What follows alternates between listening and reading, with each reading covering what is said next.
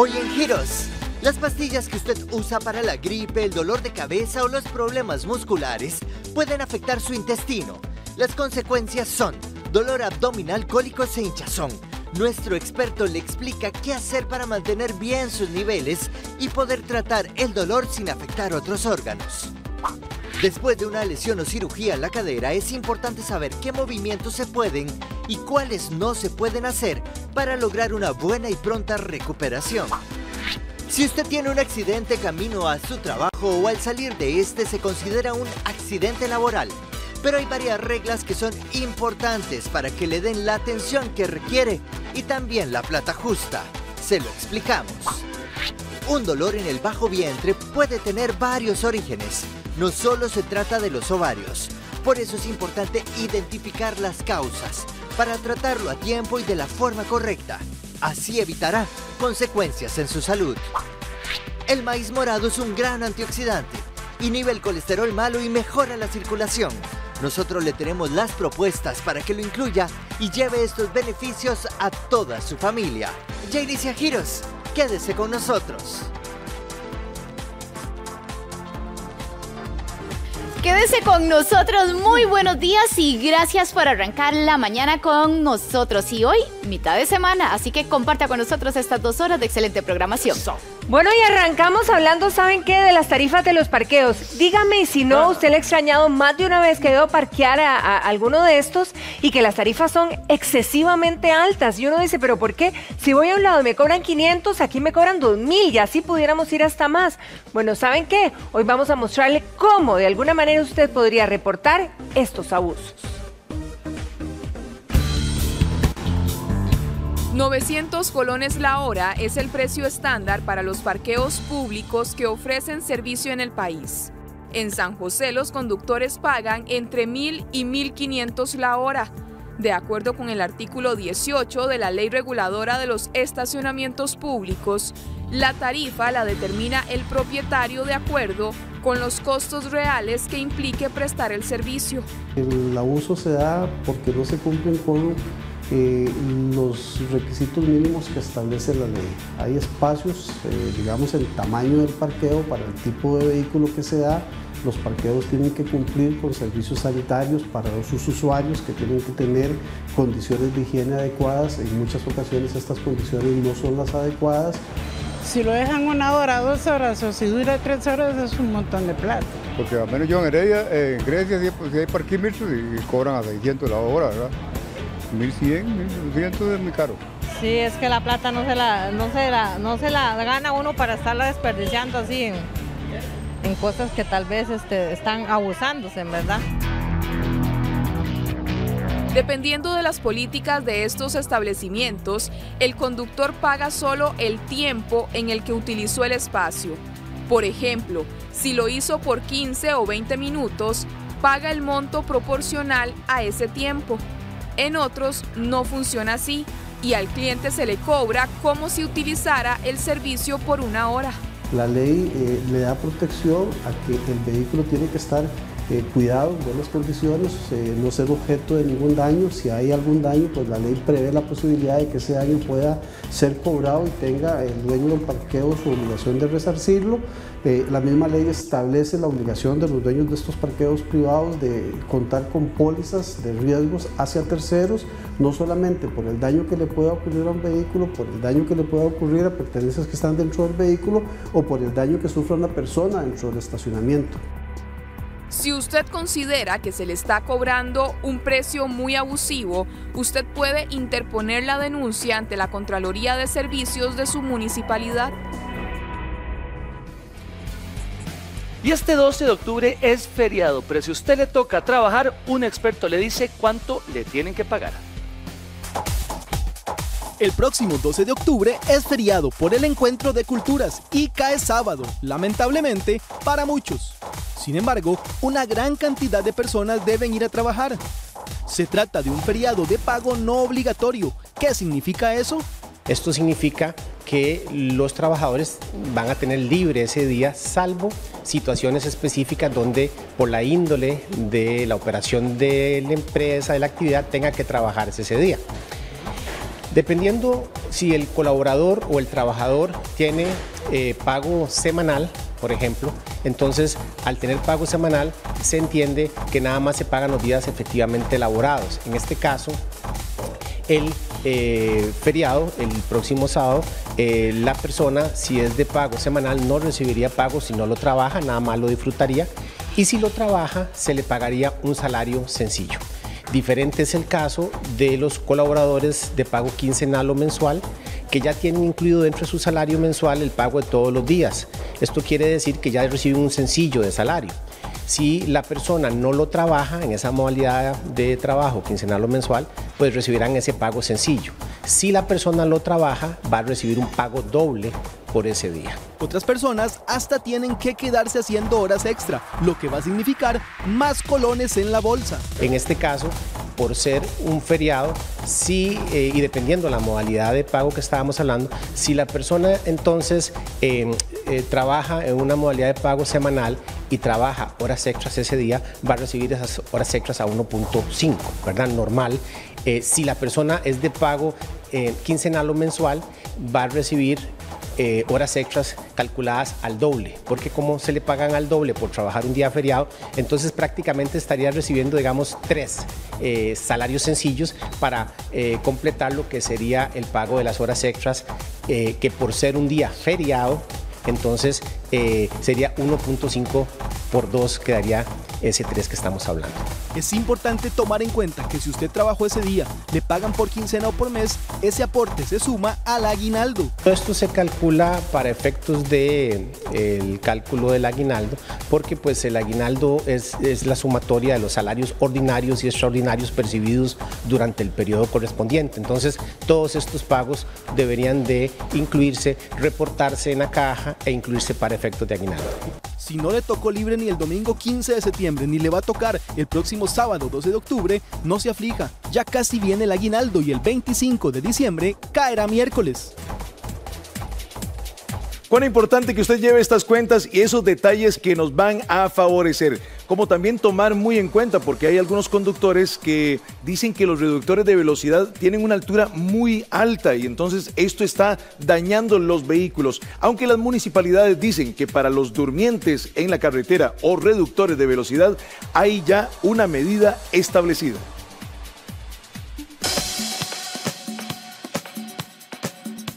Son la medida que se utiliza para reducir la velocidad de los vehículos en carretera.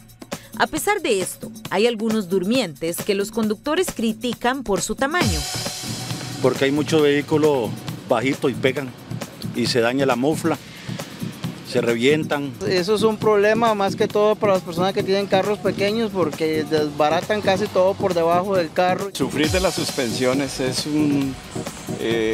sí cumple su objetivo, que es reducir las velocidades, pero para los carros es muy concho.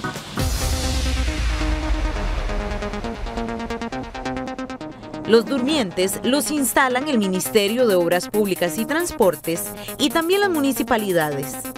Existen medidas establecidas bajo reglamento para la elaboración de estos durmientes. Establecido para lo que es construcción y eliminación de reductores de velocidad en vías públicas. Dentro de esas normas, pues ya viene un croquis, por así decirlo, de cómo hacer un reductor de velocidad.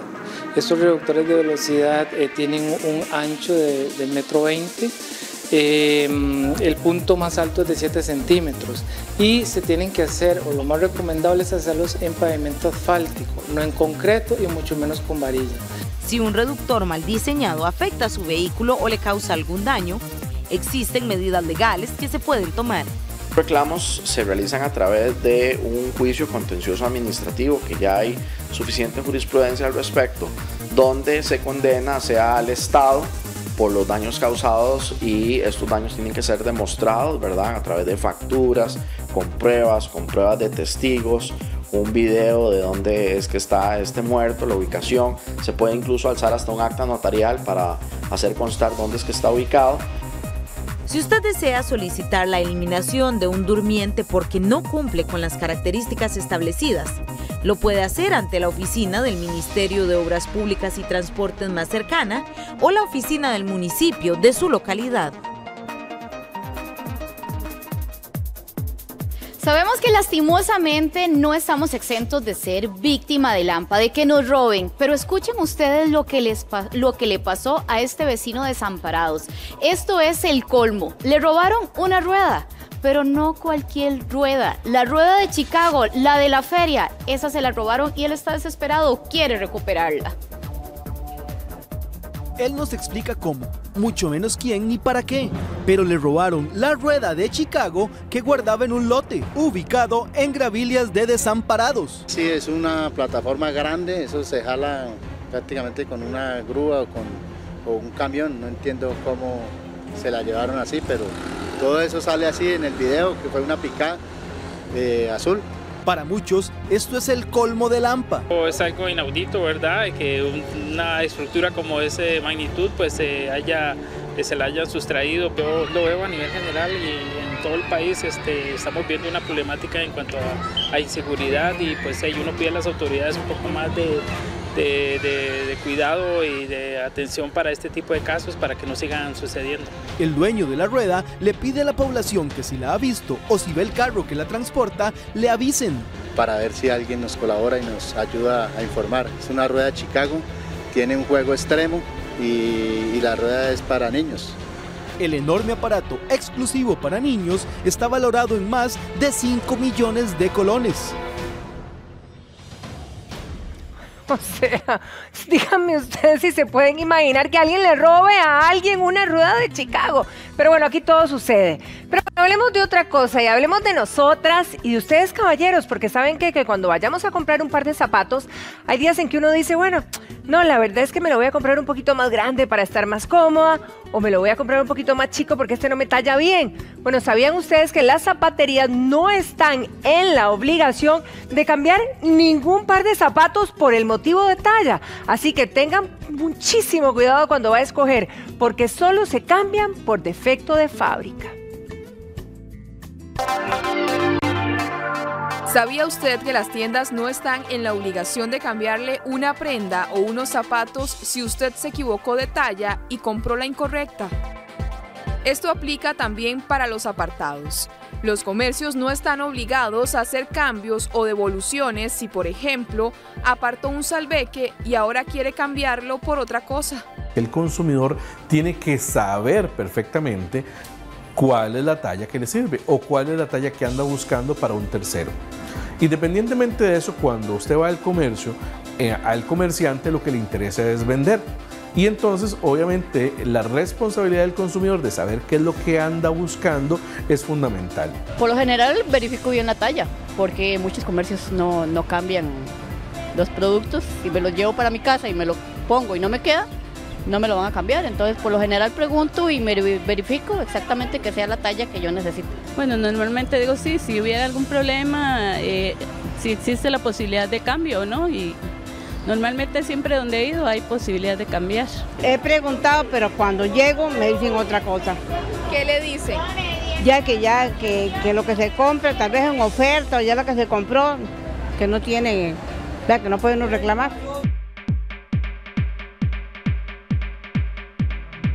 De acuerdo con el vicepresidente de Consumidores de Costa Rica, hay preguntas que usted como consumidor debe hacer.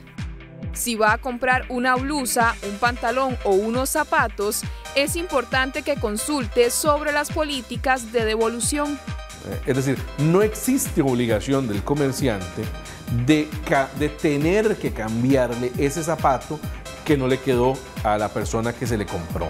Pero depende de las políticas de devolución del comercio, permitirle al consumidor hacer un cambio por numeración o hacer un cambio por color o hacer un cambio por gusto o por cualquier otra cosa.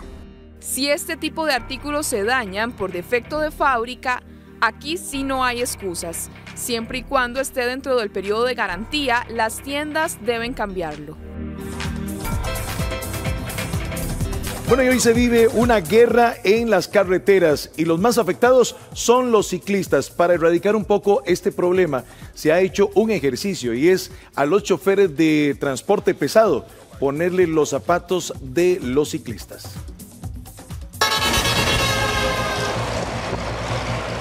En nuestras calles, por lo estrecho de las vías y la enorme cantidad de vehículos, se está librando una batalla en que los ciclistas llevan las de perder. A pesar de que hay ciclovías, la situación es caótica, es difícil porque hay muchos carros. A pesar de eso, también la infraestructura es muy mala. Por ejemplo, las calles, hay muchos huecos. Por cierto, un día hay un carro que me pasó, había un carro en la ciclovía, entonces yo para esquivármelo me salí y había un hueco y me caí y venía un bus y quedé como a 3 metros del bus.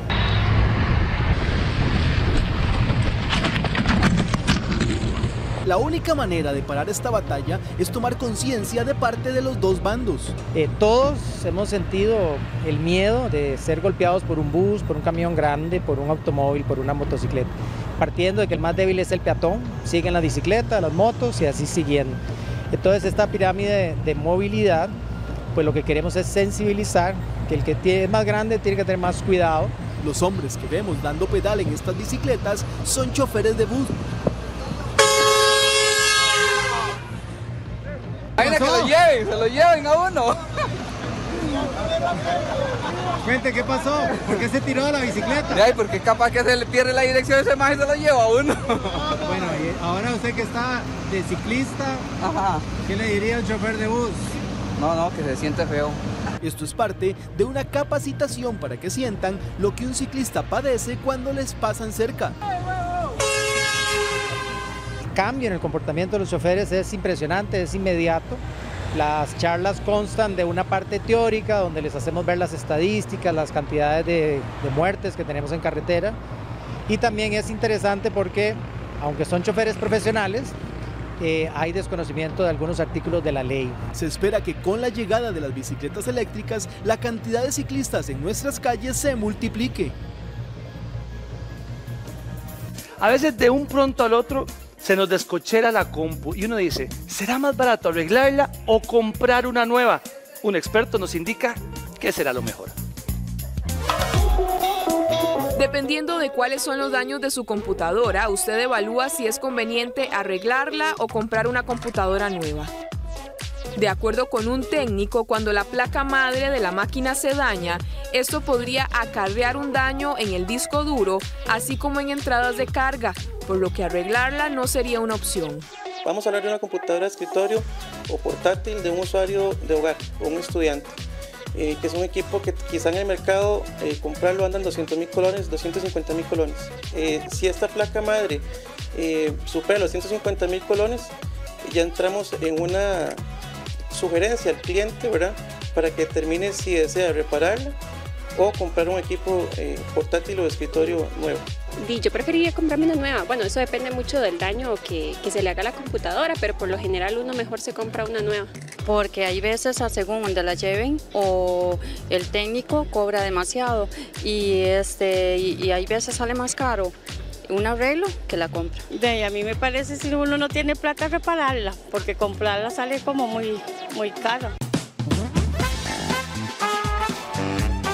Si por ejemplo lo que se daña es el teclado, cuando este viene empotrado a la computadora, el costo se eleva, por lo tanto arreglarla no sería factible. Lo contrario sucede cuando no, ya que se puede reemplazar por otro en lugar de comprar una computadora nueva. Adicionalmente a la placa madre, hay que determinar también si hay problemas en otros componentes, como lo que es la fuente de poder, en el caso de las computadoras de escritorio, y adaptadores de corriente o entradas de carga también en las computadoras portátiles. Los equipos portátiles son más sensibles a elevaciones o golpes eléctricos, porque por lo general si la corriente llega a la placa madre, muy posiblemente también esa electricidad haya llegado y puede haber dañado memorias RAM, incluso si la pantalla es táctil, haber dañado lo que es el táctil, y entonces eso hace que el precio se eleve mucho lo que es el costo de reparación. Procure antes de reparar un artículo o comprar uno nuevo, revisarlo. De esta forma sabrá si es mejor la primera o la segunda opción y así tomar la decisión que mejor le convenga. Bueno, y por día se dan de 20 a 30 sismos. y los lugares donde más se perciben es en el Pacífico Central, en el Valle Central y en el Caribe. ¿Por qué se da esto? Se lo contamos a continuación. Al mes se da entre 600 y 900 sismos en zonas como el Pacífico Central, el Valle Central y el Caribe. Una noche, no me acuerdo exactamente el día ni la fecha, okay. Uno prácticamente se le olvida todo, pero ese día sí me despertó bastante me despertó, que yo sentía que todo se hacía, empiezo a sentir y usted ve que no para y no para. Sí, este último que hubo me despertó. En realidad estaba durmiendo y me despertó el sismo. En las últimas semanas, la gran mayoría de los sismos que estamos registrando siguen estando asociados a la subducción de la zona de fracturas de Panamá, que es un sistema de fallas que marca el contacto entre la placa del Coco y la placa de Nazca. Y este contacto se está subduciendo, se está introduciendo por debajo de la península Urica, por debajo de la placa de Panamá, y sigue generando sismicidad de profundidad. Tuvimos sismicidad importante en mayo y junio de este año, y desde entonces hemos tenido una serie de réplicas y enjambres asociados a este sistema. Son particularmente dos fallas que están generando esta sismicidad. Sin embargo, bueno, hemos tenido también sismicidad aquí en el Valle Central, en fallas locales. Son sismos muy pequeños, algunos, aun cuando son pequeños, son sentidos por la población porque ocurren muy superficiales y muy cerca de los poblados. Por ejemplo, una actividad que estamos registrando en Santo Domingo, Heredia y en los alrededores, son sismos muy pequeños y algunos de estos sí han sido sentidos por los pobladores. Sí, la sismicidad se mantiene, prácticamente todos los días tiembla. Nosotros estamos reportando. Los temblores se dan del proceso de subducción de la placa del Coco bajo el Caribe. Hemos tenido también sismicidad aquí en el Valle Central, en fallas locales. Son sismos muy pequeños, algunos, aun cuando son pequeños, son sentidos por la población porque ocurren muy superficiales y muy cerca de los poblados. Por ejemplo, una actividad que estamos registrando en Santo Domingo, Heredia y en los alrededores, son sismos muy pequeños y algunos de estos sí han sido sentidos por los pobladores. Por día se sienten mínimo 20 sismos. En los últimos 2 meses hubo abundante microsismicidad en el Valle Central. Sí, la sismicidad se mantiene, prácticamente todos los días tiembla. Nosotros estamos reportando entre 600 y 900 sismos por mes. Esto es más o menos unos 20 a 30 sismos por día. Es una actividad que se mantiene y tal vez no es que ahora esté temblando más, es también un efecto de que tenemos una red sismológica muy densa. Tenemos la capacidad de registrar sismos de muy baja magnitud, sismos de magnitud menor que 1, por ejemplo, en algunos lugares donde la red es suficientemente densa, y esto hace que el número de sismos que reportamos sea mayor. Hay temblores que son sentidos por la población y otros que no. En la página web de la OPSICORI publican todos aquellos temblores que fueron sentidos.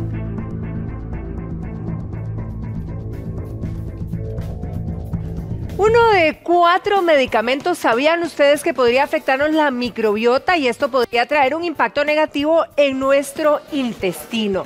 Pero se ha hablado mucho de que esto lo podrían generar básicamente los antibióticos, pero va mucho más allá y por eso queremos examinar este tema de la mano del experto, el doctor León de Meservil. Doctor, un placer tenerlo. Muy buenos días. Muchas gracias por la invitación y educar a las personas en ese tema tan importante de medicamentos. De eso se trata, doctor. Y quisiéramos saber, además de los antibióticos, ¿qué otro tipo de medicamentos pudieran dañarnos o afectarnos? Es importante que los antibióticos es el que más puede alterar la microbiota. Pero los antibióticos han sido muy beneficiosos para el ser humano.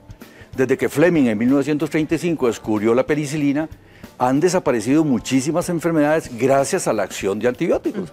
Por lo tanto, hay que hablar siempre bien de ellos. Sí, claro, claro. Cuando deben ser bien aplicados, desapareció sífilis, tuberculosis va bajando. Es decir, son antibióticos, una medicina bien buena. El problema es cómo usarla y cuándo usarla.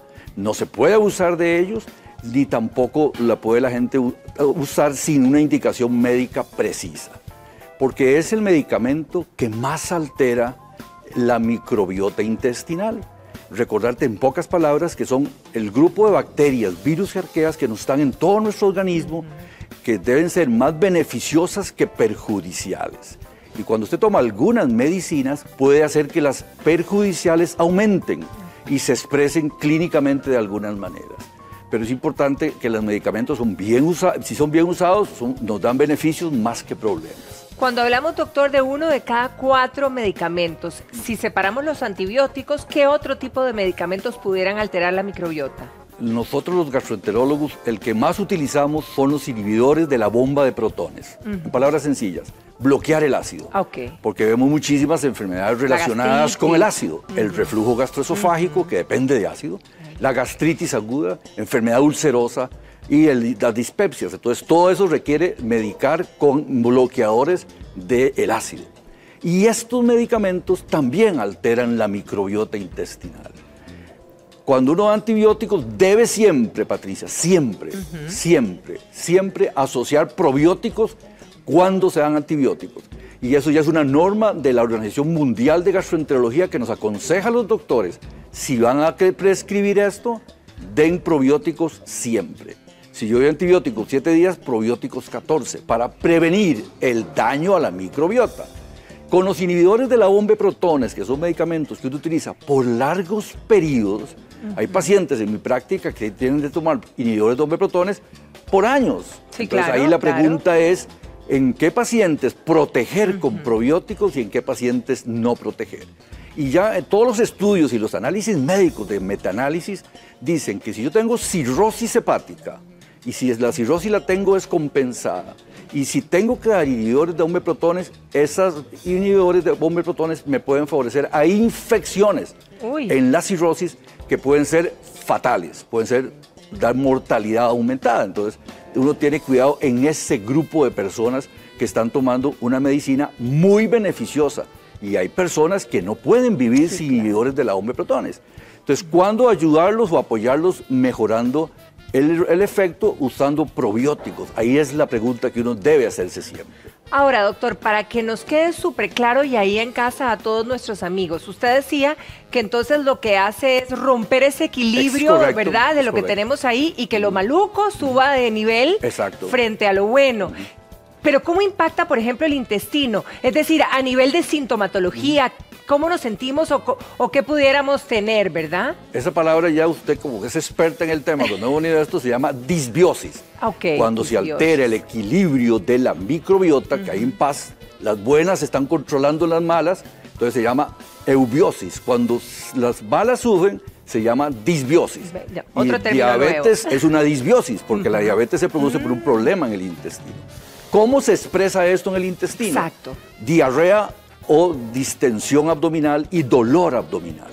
Si yo tomo antibióticos, Patricia, o inhibidores de bomba de protones, puede ser que genere algo que en el pasado, cuando uno era doctor joven, se llamaba colitis espástica o colitis nerviosa y que ahora se llama síndrome intestino irritable, que puede ser 3 variedades, con constipación, con diarrea o alternante. Y las medicinas que estamos hablando pueden causar esto, especialmente mujeres en los 30, mujeres que son un poquito tensas, y esos medicamentos pueden generar esta enfermedad que te quita calidad de vida, más ausencia laboral y más problemas en el trabajo cuando las personas están enfermas de esto.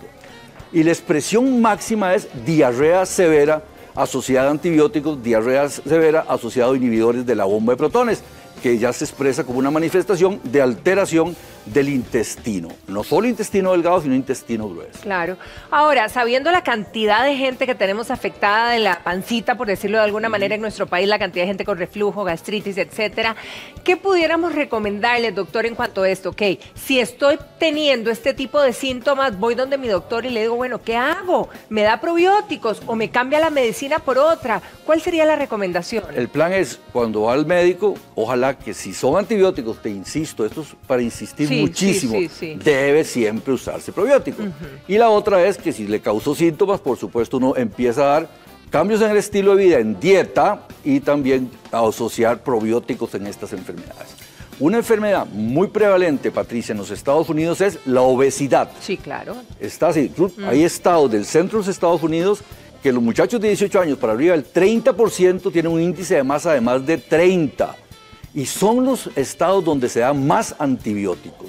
Significa que los antibióticos alteran la microbiota, aumentan los firmicutes, atrapa grasa y produce obesidad. Entonces, otra consecuencia del mal uso y no protección de la microbiota es obesidad. Y usted que tiene que ver obesidad con microbiota. Con microbiota, exacto. claro. Y ahora es la norma. Increíble. Usted cambia las bacterias, baja firmicutes y las personas bajan peso. Otro grupo de medicamentos que es muy usual también consumirlos, ya sea con receta o sin receta, son los de la gripe, porque con este cambio de clima, ¿verdad? Que estamos a diario, uno se resfría, yo estoy un poco afónica. ¿Qué pasa con este tipo de medicamentos? ¿También afectan nuestra microbiota? Vieras que algunos de ellos pueden afectarle, especialmente si tomas desinflamatorio. Son los más Antes, comunes. cuando yo era chiquitito, tomábamos nada más acetaminofén y ya está. Y algo para la francazón. Ahora la gente utiliza mucho diclofenacos o de ese tipo de medicamentos que son lesionadores no solo en la microbiota, sino de las paredes del estómago, y es la causa más común de descompensar la enfermedad diverticular del colon. De que esos otros medicamentos hay que tomarlos con cuidado. Con cautela. Siempre que ustedes toman medicamentos debe tener una indicación precisa, deben ser bien prescritos, ni el vecino, ni el que está en la casa que sabe más, etcétera. Debe ser una indicación correcta. Ahora, ¿qué pasa, por ejemplo? ¿Hay alguna diferencia en el impacto si son en pastillas o inyectados, doctor? Es más el efecto cuando es tópico o oral, pero los antibióticos, aunque sean en cremita, afectan. Ahora, en el caso, por ejemplo, de cómo hacemos para atacar verdaderamente las enfermedades, ¿verdad? Y esto se centra en todo lo que usted está hablando para no disminuir esa cantidad de bacterias buenas que logran ese equilibrio en nuestra microbiota. ¿Cómo hacerlo? Lo importante es estilos de vida saludable. Todos los de este set están todo bonito, tienen estilos de vida saludable, hacen ejercicio, nunca se estresan, duermen 8 horas por noche y tienen una dieta balanceada, vegetales, proteínas y carbohidratos, que es importante, y tenerle cuidado a medicamentos. Otra medicina, Patricia, que utilizamos mucho los doctores y más los endocrinólogos, es la metformina. Sí. La metformina es casi indicación para diabetes mellitus. Fija que la toman una gran cantidad de costarricenses. Si la diabetes mellitus en Costa Rica es el 12.5% de la población, imagínense las personas que toman metformina. Y esta puede alterar también la microbiota y expresar en las personas que la toman distensión abdominal y diarrea. Increíble. Entonces, esas medicinas, como usted lo decía, de cada 4 medicinas que tomamos puede haber alteración de la microbiota. Ya llevamos antibióticos, ya llevamos los inhibidores de la bomba de protones, llevamos metformina, llevamos desinflamatorios y ahí para adelante.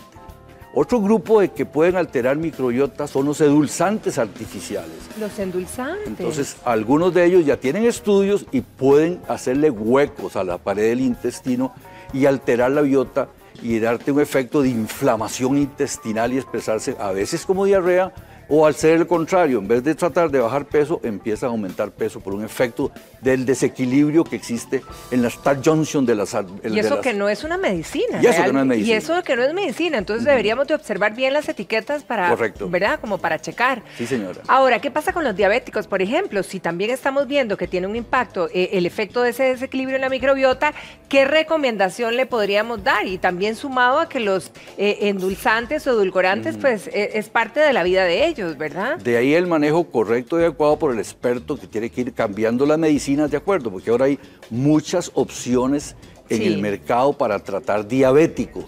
Metformina es una de ellas y está en la seguridad social, pero hay otras de otro tipo de bloqueo o estimulantes de receptores del páncreas que pueden ser mejores y no tener efectos adversos. Doctor, tenemos una consulta de una televidente que nos comenta que está embarazada, ella toma regularmente famotidina y dice que efectivamente tiene toda esta sintomatología que hemos mencionado, distensión, cólicos, molestia, pero se pregunta si podrá ser por la medicina o eventualmente podría ser por el embarazo. Es una pregunta compleja, ¿verdad? Porque puede sí? ser por el embarazo. Por las dos. Famotidina, vieras que tiene que tener cuidado no tomarla crónicamente en el embarazo, como todas las medicinas. Mejor tomar antiácidos de contacto y famotidina por cortos espacios, porque esas también pueden alterar microbiota.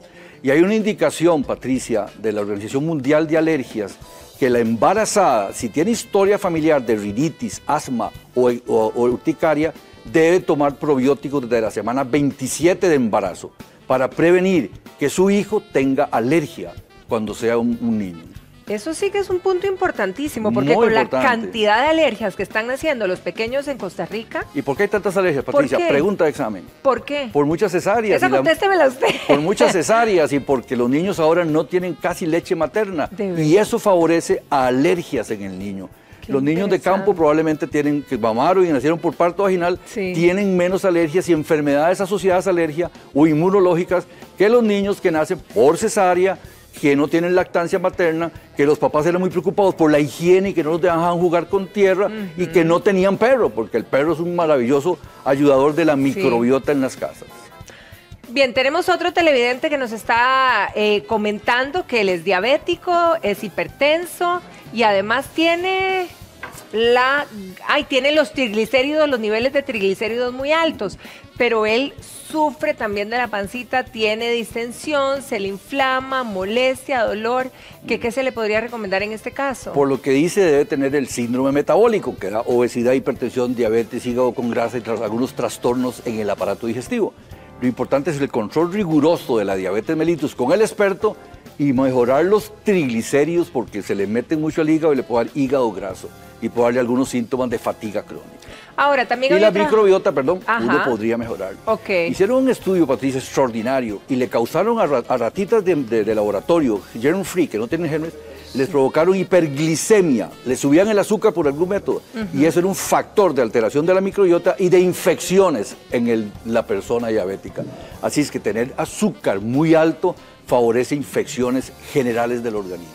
O sea que nos queda de tarea cuidar nuestra microbiota y ser muy atentos en este tema porque tiene gran impacto. Doctor, un placer tenerlo aquí en nuestra casa. Que pase un feliz día. Mucho gusto, Patricia, y la felicito por estos programas de tanta ayuda a la población. Muchísimas gracias y gracias por ser parte de ellos también. Gracias. Nosotros continuamos y nos vamos, al jardín no, nos vamos con Ítalo que está por aquí también. Cuando un chiquito o una chiquita se enferma, nuestro bebé se enferma, el dilema es, ¿lo llevo al hospital para que lo valoren o le doy algo en casa? Bueno, nuestro pediatra, Oscar Zúñiga, pues nos dice un poquito, ¿verdad? Y nos guía un poco. Doctor, muy buenos días. Buenos días. Doctor, ¿en qué momento hay que decir nos vamos a emergencias con un bebé o con un niño? A ver, el gran temor de todo padre es que su hijo tenga fiebre. Así es. Por todo lo que eso implica alrededor y todos los mitos que se tejen alrededor de esto. Es un gran temor para los padres y para los pediatras consideramos que es el mejor amigo. Siempre en todo esto hay que tener ciertas precauciones. Uno, si son niños que tienen enfermedades crónicas, que tienen alguna patología de fondo o que tienen algún problema específico, fiebre puede alarmar mucho a los padres. Eso es importante, la fiebre. ¿En qué momento la fiebre ya se vuelve algo para irse a emergencias, doctor? Realmente no es tanto así.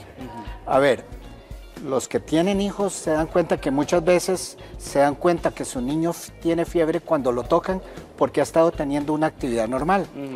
De hecho, la definición de fiebre para niños es más de 38, en el adulto es más de 37,3 y la equivalencia de las temperaturas entre el adulto y el niño no son iguales.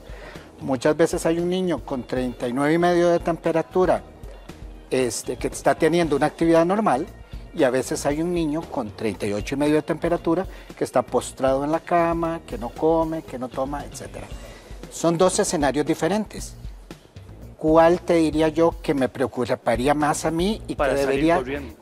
El que está postrado en la cama con temperaturas de fiebre, aunque sean bajas. Que vemos que no juega, no quiere tomar agüita, lo ve decaído. Que no se alimentan bien y sobre todo si tiene algún otro síntoma asociado de riesgo, que tiene vómitos, que tiene diarrea, que tiene algún problema respiratorio. Eso agregaría para acudir al servicio de emergencias, digamos que en forma temprana. Y ahí habría que hacer la diferencia entre lo que es un problema de emergencia médica y un problema de urgencia médica.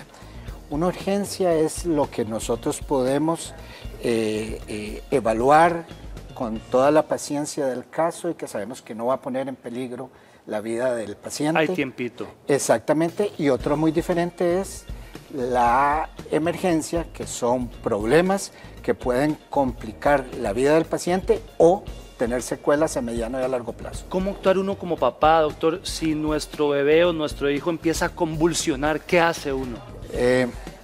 Yo creo que ese es el peor terror de cualquier padre. Por supuesto que sí.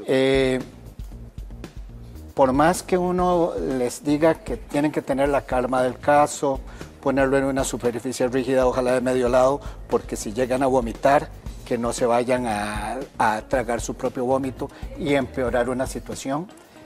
Entre los 6 meses y los 6 años existen las famosas convulsiones febriles, que todos los padres le tienen temor, y vale la pena hacer la observación de que ningún niño convulsiona por tener 39 o 40. Eso es importante, doctor. ¿Por qué convulsionan los niños? Algunos niños tienen riesgo de tener crisis convulsivas cuando su temperatura cambia rápidamente, tanto hacia arriba como hacia abajo. Entonces, ese cambio en la temperatura es lo que podría dejarlos expuestos a tener una convulsión febril que, dependiendo de las características que tenga, el médico que lo valora lo califica como simple o compleja. Ninguna convulsión es normal, doctor, pero hay cortitas y hay unas que dice, ¿qué hago? ¿Lo meto al carro pegando brincos o qué se hace? Es cierto. A ver, si uno le explica a un padre, mire, si su niño convulsiona durante más de 5 minutos, mejor suba hacia el carro y se va acercando a un servicio de emergencias. Yo todavía no conozco a un padre que no se angustie cuando ve eso. Pues por supuesto. 5 minutos le parece un mundo. Y la verdad es que es una utopía pretender que el padre haga eso. El comentario siempre es, si el niño tiene una crisis convulsiva, lo mejor que podría hacer es subirse a un vehículo y acercarse a un centro médico. Pero no hacer loco, ¿okay? Porque puede ser más peligroso, se puede causar un accidente. Usualmente cuando se suben a un vehículo no sujetan al niño adecuadamente para transportarlo en su silla, etcétera, y también eso hay que tenerlo en cuenta. Qué difícil, doctor, ¿verdad? Es Mantener la una calma. decisión muy difícil. En nuestra experiencia, una vez tuve una señora que tenía 2 niños, uno le convulsionó, se acercó a un centro médico, a un servicio de emergencias. Lo subieron a una ambulancia y se lo trajeron, y ella estaba con su otro niño que no podía irse en la ambulancia. La señora se vino detrás de la ambulancia en su carro privado hacia nuestro servicio de emergencias.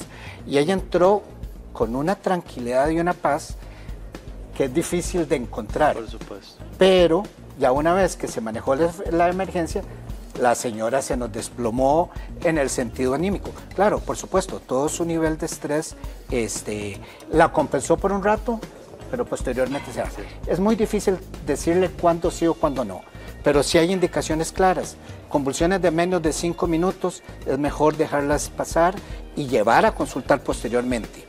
Convulsiones de más de 5 minutos, mejor se acercan a un servicio de emergencias, y si ya pasan de 30 minutos se convierten en una verdadera emergencia Por supuesto, médica. sí.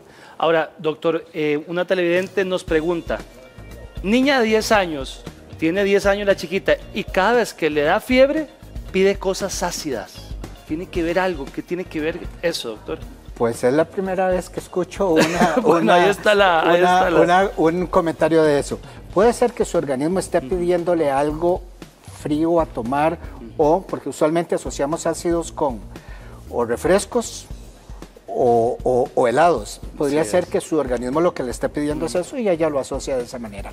Pero sí, les ayuda muchas veces a sentirse doctor, mejor. Otra amiga, 8 años y tiene triglicéridos altísimos, 270 le llega el triglicérido. Ok. Aprovechando que nos están escribiendo en este momento. Anteriormente tuvimos un comentario muy adecuado del doctor de Messerville, hablando, profesor. Mi profesor, hablando de ese tema. Eso es una epidemia mundial.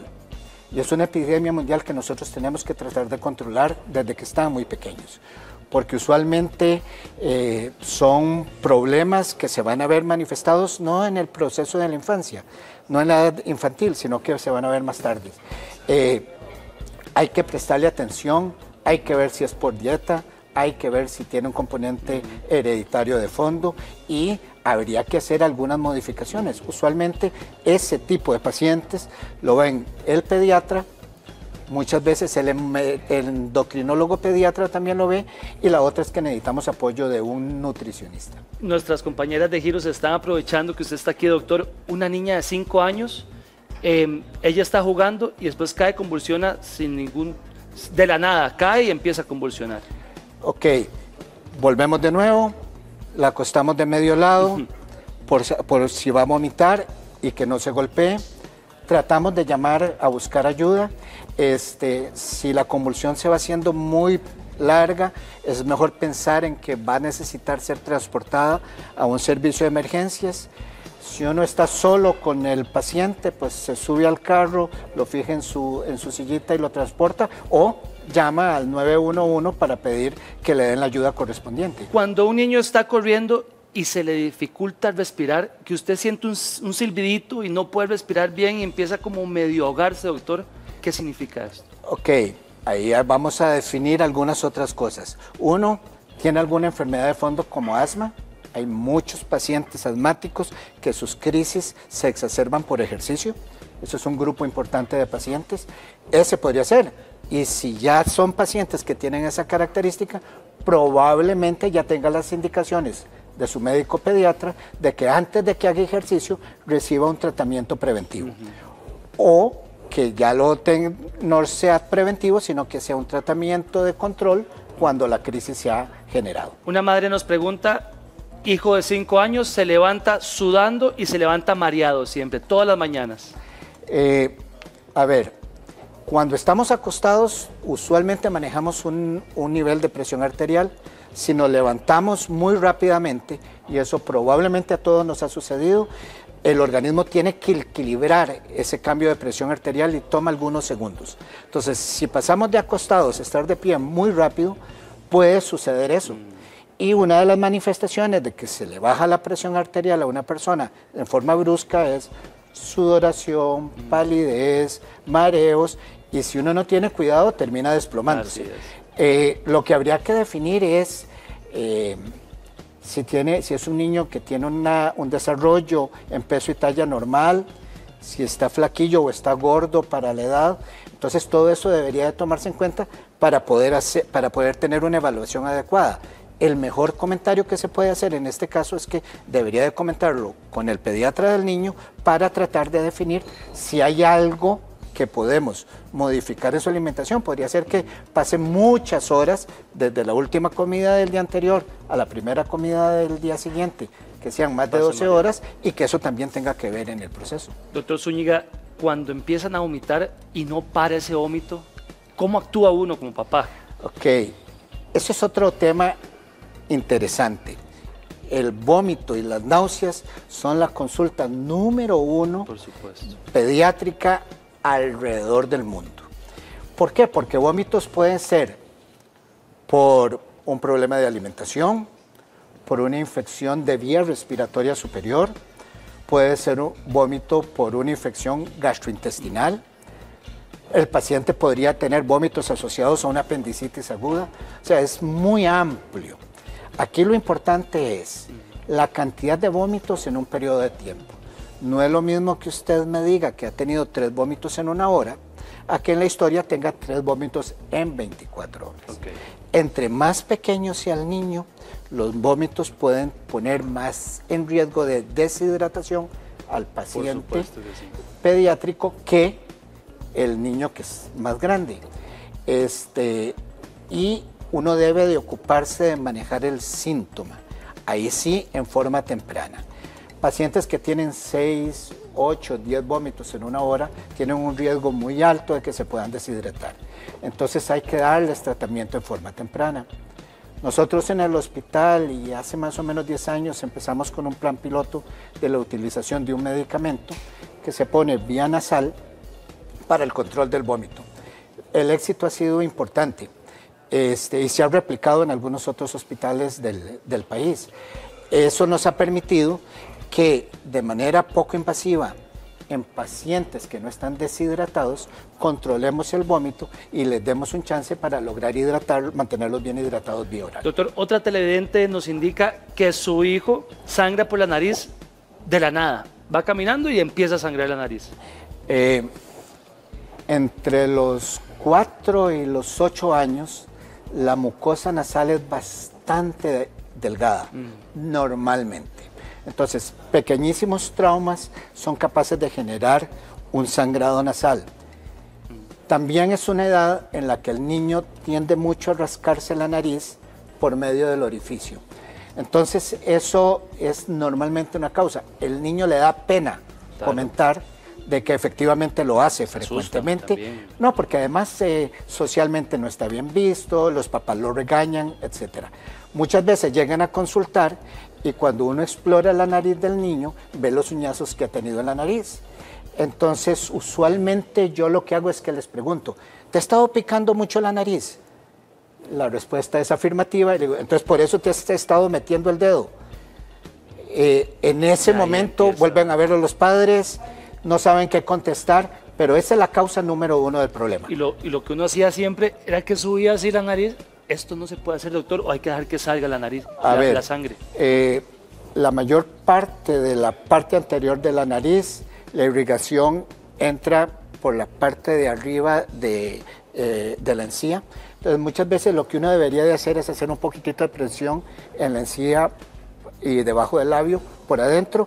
Si te acostás boca arriba, ese sangrado se va a ir hacia la garganta y te puede más bien inducir tos o vómito. Entonces más bien lo que hay que hacer es o sentarlo y echarlo un poquito hacia adelante y hacerle presión. Es una presión importante, que el niño sienta cierto grado de incomodidad para controlarlo y dejar que eso se controle. Si el sangrado es persistente y persistente, igual, son tiempos largos, persistentes que sean más de 30 minutos. Es mejor acercarse a un servicio de emergencias para definir si tiene un trauma importante, si tiene un problema infeccioso local o si es que tiene algún problema de coagulación, que es muy extraño que sea la primera manifestación, pero puede suceder. Última consulta, doctor. Estamos aprovechando. Muchas gracias por su visita. El niño le dio fiebre y convulsionó de 1 año. Lo vieron, lo estabilizaron, pero le da miedo que vuelva a ocurrir. Volvemos de nuevo. Eso es un pánico que no le vas a poder controlar a los padres. Sí, un 2 a un 3% de la población entre los 6 meses y los 6 años tienen riesgo de convulsionar por fiebre. Y como le dije antes, no es por tener 39 o 40, sino que porque suba rápidamente, muchas veces de 38 a 38,5, muy rápido, en muy corto periodo de tiempo, o el contrario también. Esa es la causa real. Cuando ese niño tiene esa primera convulsión, tiene un riesgo un poquitito aumentado de tener una segunda, y si sucede esa segunda, tiene otro riesgo un poquito aumentado de tener una tercera. Todavía en esas 3 primeras, y no es por masoquismo de parte del médico, sino que todavía no es, si está claramente asociada a fiebre, no es candidato a ningún tipo de investigación en especial, mucho menos invasiva o con irradiación, y tampoco es candidato a recibir tratamiento. Cuando ya tiene más de 3 o más eventos convulsivos, el riesgo de tener un cuarto evento sí es muy importante. 1 de cada 4 niños podría tener un cuarto evento convulsivo. En ese caso, se hace candidato a recibir tratamiento. Y muchas veces a descartar algunos otros problemas de fondo. Y aquí aclaremos algo que es muy importante. No todas las crisis convulsivas en la infancia están asociadas a epilepsia, no todas las crisis convulsivas, y eso es un mito. La gente dice que se muere un montón de células en el cerebro del niño, tampoco es cierto, y no nos vamos a hacer más tontos por convulsionar. ¿Okay? Ese es ese grupo. En esos que entran en que tienen ya un riesgo de 1 de 4, hay que investigar a ver si es que tienen alguna otra causa. Doctor, que Dios cuide a todos nuestros bebés y ustedes que lo curan. Gracias, doctor Guzmán, se lo agradezco mucho. Verónica. Vamos a hablar de una de las lesiones más frecuentes y particularmente una de las poblaciones que más sufren de esta lesión son las mujeres a partir de los 65 años. Estamos hablando de la lesión de cadera, cuando se quiebran la cadera y uno dice, ¿qué pasó acá? Hoy vamos a hablar de rehabilitación, cómo lograr una rehabilitación rápida y lo más importante, que el paciente pueda seguir con su vida como si no hubiese sufrido de esto. El fisioterapeuta Pablo Campos nos va a ayudar en esta terapia. Muy buenos días, gracias por acompañarnos. Para servirles. Vamos a hablar hablábamos de mujeres de 65 años en adelante que sufren con mayor frecuencia este tipo de lesión. ¿A qué se debe? ¿Qué es lo que pasa en los huesitos que son más vulnerables? Bueno, la situación a tomar en cuenta es que normalmente antes se le atribuía a la persona adulta mayor de que era que se caía y eso provocaba la fractura. O sea, hoy se sabe que es que normalmente el hueso se debilitó por enfermedad del hueso, por osteoporosis, que es lo más común, el hueso se fractura y luego la persona se cae. Entonces, primero está la fractura y luego la persona se cae. Ahora, acá tenemos, porque a veces no entendemos qué es lo que se quiebra, qué es lo que se fractura. Bueno, nosotros aquí tenemos, esto es lo que formaríamos con la articulación de la cadera, que en conjunto con la del hombro es una de las articulaciones más móviles que presenta. ¿Verdad? Es la que nos permite, por ejemplo, si estamos sentados, ponernos de pie, poder iniciar la marcha para poder caminar, cambiar de posiciones, es demasiado móvil.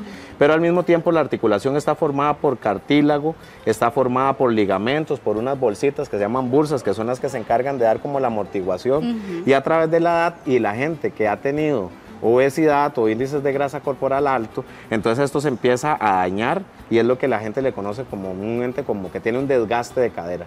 Y entonces que también, aparte de las fracturas de cadera, cuando ya los desgastes son muy fuertes, generan mucho dolor y hay mucha fricción en esta zona, entonces también necesitan de una cirugía. Entonces no solo por fracturas, sino también por el desgaste de todo esto acá. Hoy es muy común el desgaste de cadera, tanto en hombres como mujeres, que también necesitan una intervención ortopédica. Ahora, para ese desgaste de cadera, ¿cuál es el tratamiento, Pablo? Bueno, lo más importante siempre, digamos, a manera de prevención, es la actividad física. Una buena alimentación, pero sobre todo la actividad física, el fortalecimiento de los músculos que van a rodear esta zona de la cadera, que son el glúteo medio, que lo vamos a tener por acá, vamos a tener otro músculo que se llama tensor de la fascia lata, y vamos a tener aquí el glúteo mayor, pero también va a ser muy importante lo que conocemos como el core, que son los músculos del abdomen, ¿sí? Que el músculo del transverso abdominal, el suelo pélvico y la faja abdominal, que son los estabilizadores del tronco para que nosotros podamos tener movimientos libres de las piernas, por ejemplo. Ahora, Pablo, exactamente, ¿qué es lo que hace el ejercicio con todos esos músculos que usted está señalando? Es que básicamente, lo voy a mostrar aquí con el codo, cuando un músculo se contrae a lo corto, o sea, yo quiero agarrar un vaso y llevármelo a la boca, este músculo se va a cortar, eso se llama contracción concéntrica. Cuando el músculo va a sostener el vaso aquí a lo largo, entonces el músculo se tiene que contraer a lo largo. Eso se llama contracción excéntrica. Esta contracción da estabilidad y esta contracción da movilidad. Pero primero está la estabilidad antes que el movimiento. Y a estos músculos hay que enseñarles a estar estables, porque si no, entonces la persona cuando va a caminar hacen la cadera así o caminan con esta flexión. Y nosotros la cadera la ocupamos que tenga extensión, para que sea estable, para que en algún momento de la marcha estemos en un solo pie.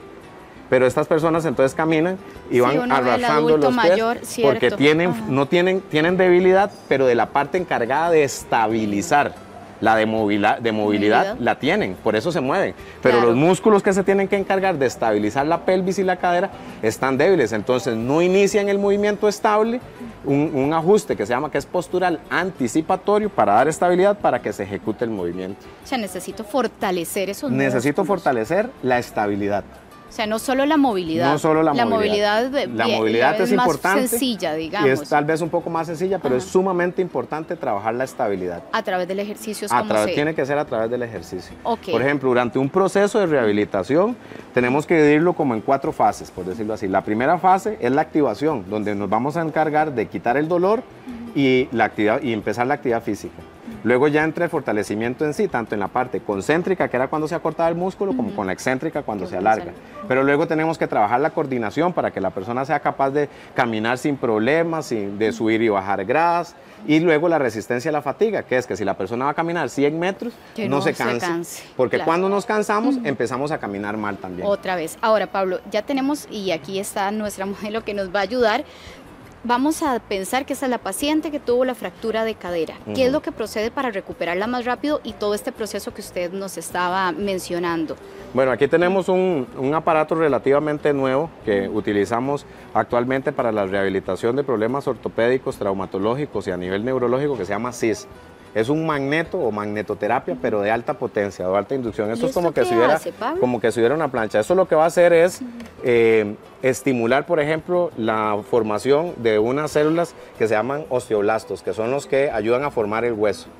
Y entonces lo que queremos es nutrir el hueso, la persona puede estar aquí con ropa y vamos a fortalecer este músculo que era activar el músculo del glúteo medio, que era el estabilizador, y ayudar al proceso regenerativo de esa fractura. Si yo estoy en el periodo, digamos, de recién operada, con el yeso y demás, ¿puedo iniciar estas terapias? Podemos iniciar con esta terapia. Sin embargo, digamos, por ejemplo, cuando hay fracturas de cadera, a la persona no se le enyesa. Digamos, a la persona se le hace el ortopedista, el cirujano ortopeda, hace el reemplazo, hace las correcciones que tiene que hacer y la persona se le manda a rehabilitación, que es donde tiene que empezar a trabajar la fuerza de los músculos, tanto de la pierna como de la cadera. Eso me ayuda a regenerar el hueso que se me quebró. Y activar el músculo, activar los nervios que van a estimular el músculo para que se contraigan adecuadamente. Y una sesión de, o sea, ¿cuándo empiezo? Porque a veces, hay que decirlo, la gente dice, se quebró la cadera, sí, ya no se recupera. Es la idea errónea que tenemos. Es una idea antigua, ¿verdad? No existían todos los materiales que hay hoy en día para la rehabilitación, pero hoy en día las cirugías o los cirujanos tienen cirugías que no son tan invasivas como las de antes y tienen un proceso de recuperación muy rápido, muy efectivo. Las personas vuelven a caminar o con bastón o con... Eso va a ser muy relativo dependiendo de la actividad física que también haya tenido la persona antes, pero a veces duran de 3 a 6 meses en la recuperación. En recuperación. Y esta ayuda, porque así tendría que verse. A acelerar el proceso. Exactamente. ¿Y cuándo vemos esa mejora para que el paciente pueda iniciar? Normalmente con estos equipos, normalmente se usan de 1 a 10 sesiones de tratamiento, pero ya después de la tercera sesión, cuarta sesión, la persona empieza a referir un alivio. Sobre todo porque primero iniciamos para tratar el dolor y entonces es más fácil estimular el movimiento con la persona sin dolor. Claro, va a inhibir entonces el nivel de dolor que puede sentir hace precisamente una inhibición en todos los receptores que mandan la información a la médula, de la médula al cerebro, para decir, esto nos está doliendo. Entonces, si lo inhibimos, entonces la persona con dolor, siempre vamos a adoptar posturas flexoras. Sí, si nos duele la muela, nos duele la espalda, nos duele la cara, normalmente andamos con posturas flexoras. Esto provoca que los músculos que están alrededor de la articulación se acorten. Y entonces si se acortan, cuesta mucho que podamos generar movimiento voluntario de forma adecuada. Entonces ocupamos más bien que los músculos se alarguen. Entiendo. Eso es precisamente lo que hace el equipo. Muy bien. Pablo, muchísimas gracias. Para servirle. Muy valiosas recomendaciones, gracias a nuestra modelo que está muy relajada, porque no duele, ¿verdad? Nada más aclarar esto. Esto no es doloroso. No es doloroso. Enhorabuena. Vamos a las noticias de cada hora, pero antes de pasar con nuestros compañeros de Noticias Repredel, mucha atención porque tenemos 2 temas que usted no puede pasar por alto. ¿Cuándo se considera accidente laboral y cuándo no? Vamos a analizar estos casos y además, ¿por qué duele el bajo vientre? Esto y mucho más después de las noticias de cada hora.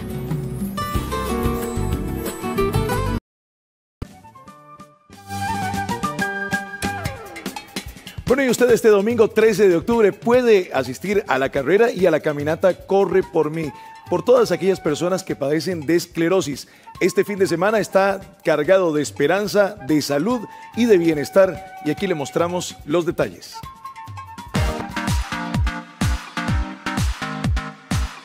En el mundo hay alrededor de 2.3 millones de personas con esclerosis múltiple y en Costa Rica, según estadísticas del 2018 de la Caja Costarricense del Seguro Social, por cada 100.000 habitantes hay 9.3 pacientes con esta enfermedad.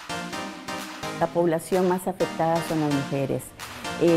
También, sobre todo, se da entre 20 y 40 años, que es la época más productiva de las personas. Entonces esto es muy importante porque es una enfermedad para la cual no hay cura, es discapacitante y si se logra combatir y que la gente pueda seguir viviendo con ella y seguir siendo productivo, pues es algo muy bueno para el país, porque no estamos dejando a esa gente sin poder trabajar. Por supuesto, se puede dar en niños y tenemos casos de niños en la asociación y también en gente mayor. Este domingo 13 de octubre se va a llevar a cabo la carrera Corre por Mí y la caminata gratuita, saliendo del Estadio Nacional a las 6:30 de la mañana. Las personas con esta patología solo van a poder participar de la caminata.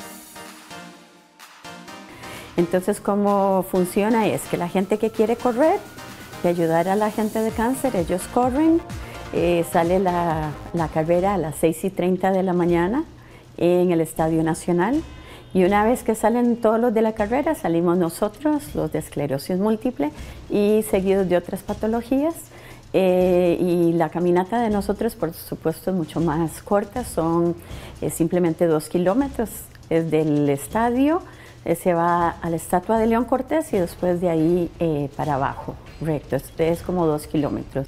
La Asociación Costarricense de Esclerosis Múltiple quiere hacer conciencia en las personas sobre esta enfermedad. Todos estamos propensos a padecerla. Algo que es muy importante sobre esta caminata es que lo que estamos tratando es de que la gente conozca sobre los síntomas, sobre todo.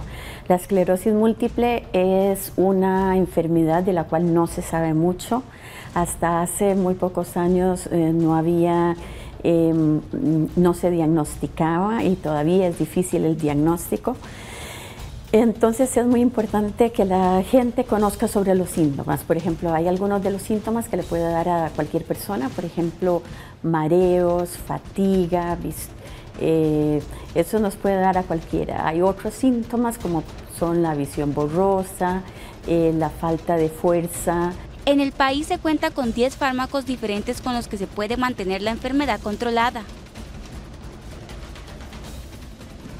Todos salimos de la casa pensando en que nos va a ir bien, pero si por desgracia sufrimos un accidente, ¿hay algún seguro que nos pueda cubrir? Bueno, el abogado Gabriel Espinosa nos va a decir un poco cómo hacer. A ver, doctor, si estamos en nuestro trabajo y tenemos un accidente, ¿cuál es el seguro que nos cubre? Sí, vamos a ver. Es importante tener en consideración que nuestro sistema de seguridad social se compone de varios pilares, ¿verdad? Uno tal vez de los más importantes, y es justamente el que vamos a tratar de desarrollar un poquito de hoy, es el de las pólizas de riesgos de trabajo. Ese es un pilar del sistema de seguridad social específicamente desarrollado para efectos de cubrir a las personas trabajadoras que sufren un accidente precisamente a raíz o como consecuencia de las labores que desarrollan. Entonces, desde esa perspectiva tendremos, por un lado, el seguro correspondiente de la Caja Costarricense de Seguro Social, que cubre para las enfermedades comunes y corrientes, y por el otro tendremos el sistema de seguridad social del Instituto Nacional de Seguros a través de la póliza de riesgos de trabajo, que cubrirá este tipo de accidentes que usted menciona. Ahora, ¿ese seguro cubre a todo el mundo o depende de su función? ¿Un camarógrafo, un presentador, es diferente o es un solo seguro para todos? No, aquí tenemos que tener en consideración lo siguiente. Existen diferentes modalidades de póliza de riesgo de trabajo dependiendo de la actividad económica que realice el patrono correspondiente, pero en el fondo la persona trabajadora, independientemente de las labores que realice, siempre va a tener las mismas prestaciones que estipula la legislación para los efectos de cubrirse en caso de que sufra algún accidente. Es que a veces el jefe dice, no, yo le estoy pagando eso, pero ¿dónde averigua uno realmente si lo está pagando? Sí, esa es una pregunta muy importante. Vamos a ver, en primera instancia, la persona trabajadora debería obtener esta información de su propio patrono. Es decir, usted como persona trabajadora tiene la posibilidad de ir donde el patrono y decirle, enséñeme los documentos correspondientes de la planilla que se reporta al Instituto Nacional de Seguros, donde sale que yo estoy reportado a esta póliza de riesgos de trabajo. Pero en caso de no ser así, yo siempre he sido del criterio de que esta información uno puede ir a solicitarla al propio Instituto Nacional de Seguros, al ser uno finalmente el consumidor final como persona trabajadora de esta póliza de riesgos de trabajo. Bueno, hablemos tal vez de transporte público. Si salgo del trabajo, llamo un taxi o un Uber, el Uber choca, o el taxi choca, o el bus choca, ¿hay algo que me cubra? Sí, vamos a ver. Enfocándonos siempre en esta póliza de riesgos de trabajo, hay algo muy interesante. Nuestro sistema de seguridad social fue un poquito más allá de cubrir única y exclusivamente los accidentes que suceden en el centro o en el lugar de trabajo, ¿verdad? Y el legislador en su momento fue un poquito previsor y dijo, bueno, esta póliza también va a cubrir aquellos accidentes que suceden cuando la persona trabajadora o viene de su domicilio hacia el lugar de trabajo o a la inversa, cuando sale del lugar de trabajo y se va a su domicilio, cumpliendo ciertas condiciones, eso sí, que el trayecto no se desvíe por interés personal de la persona trabajadora, que se utilicen los medios adecuados para llevar a cabo esa labor. Pero en principio la idea de la póliza de riesgos de trabajo es cubrir estos accidentes que denominamos en el trayecto. Ahora, si la utilización del transporte público es la modalidad normal que utiliza la persona trabajadora y se logra demostrar además también que el trayecto utilizado en este transporte correspondiente es el normal y común y corriente que utiliza la persona para transportarse de su casa a su lugar de trabajo o a la inversa, desde mi perspectiva no habría ningún inconveniente en que se active también la póliza de riesgos de trabajo. Eso sí, hay que tener en consideración que en este tipo de casos de accidentes en el trayecto, la póliza de riesgos de trabajo actúa de manera secundaria. Primero se activará la póliza común y corriente de seguro obligatorio de accidentes, ¿verdad? Y además tengo entendido que una empresa como Uber, por ejemplo, también tiene su propia póliza correspondiente para efectos de cubrir tanto a la persona usuaria como al conductor. Ahora, si yo estoy trabajando, le digo a mi jefe, voy a comerme un pastelito ahí al frente y me atropella un carro, ¿me cubre? Bueno, en este caso, lastimosamente no, ¿verdad? No me va a cubrir. Nosotros decíamos hace unos minutos que la legislación era previsora en ciertos aspectos, pero lo cierto es que también limita en este tipo de situaciones.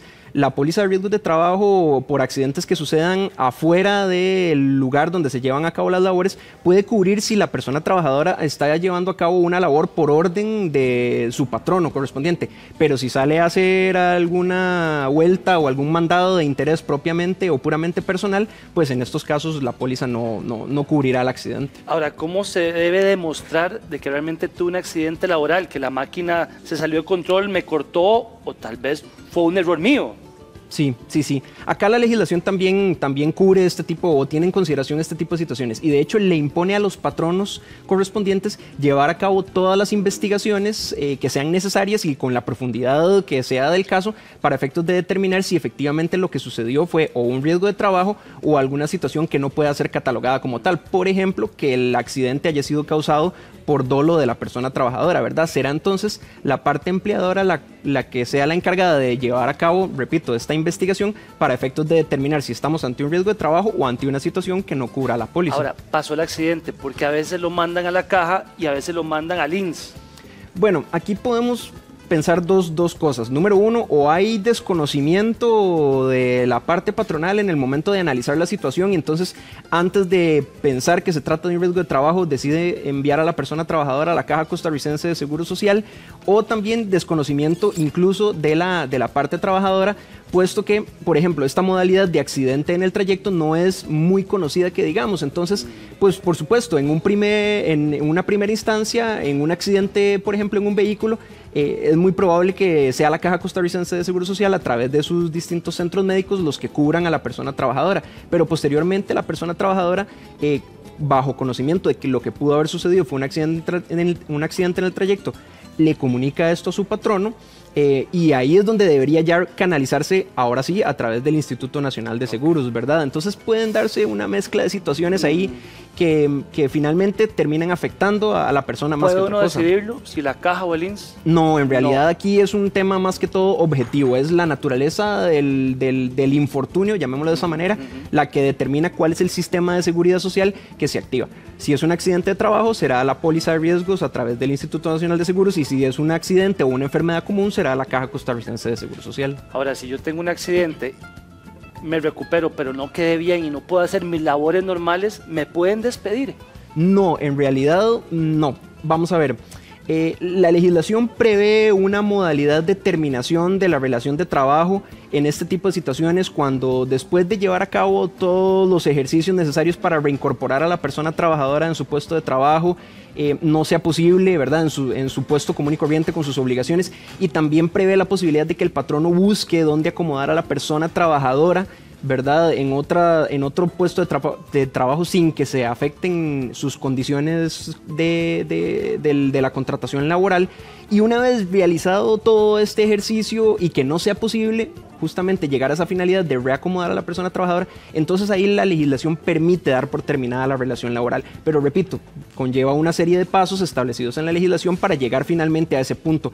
Si no se llevan a cabo estos pasos, lo que podríamos entender ahí es que pudo haber existido algún tipo de terminación de la relación laboral, pero de naturaleza o de matiz discriminatorio. No es que me echan a la calle, sino más, ¿verdad? No, por supuesto Dios que guarde. no. La legislación prohíbe eso. Tenemos una pregunta de un televidente que pasa todo el día haciendo censos en la calle. ¿Debería tener algún tipo de seguro especial, llamémoslo así? Vamos a ver, acá como las labores propiamente de esta persona son justamente estar en la calle haciendo las labores que le correspondan, realmente la póliza de riesgos de trabajo también lo cubre a él por cualquier accidente que pueda suceder. Recordemos nuevamente lo que yo mencionaba hace unos minutos, era que justamente si la persona está fuera de las instalaciones o del centro de trabajo llevando a cabo labores por orden del patrono, igual aplica la póliza de riesgos de trabajo, entonces no debería tener una póliza adicional. A veces para la esos recuperación, la última, es muy corta, pero si me sigue doliendo todo, ¿tengo derecho a volver a que me incapaciten otra vez? No necesariamente que lo incapaciten. Lo que sí tiene derecho la parte trabajadora es a solicitar una reapertura de su caso, ¿verdad? La legislación lo prevé, la normativa interna del INSS lo prevé.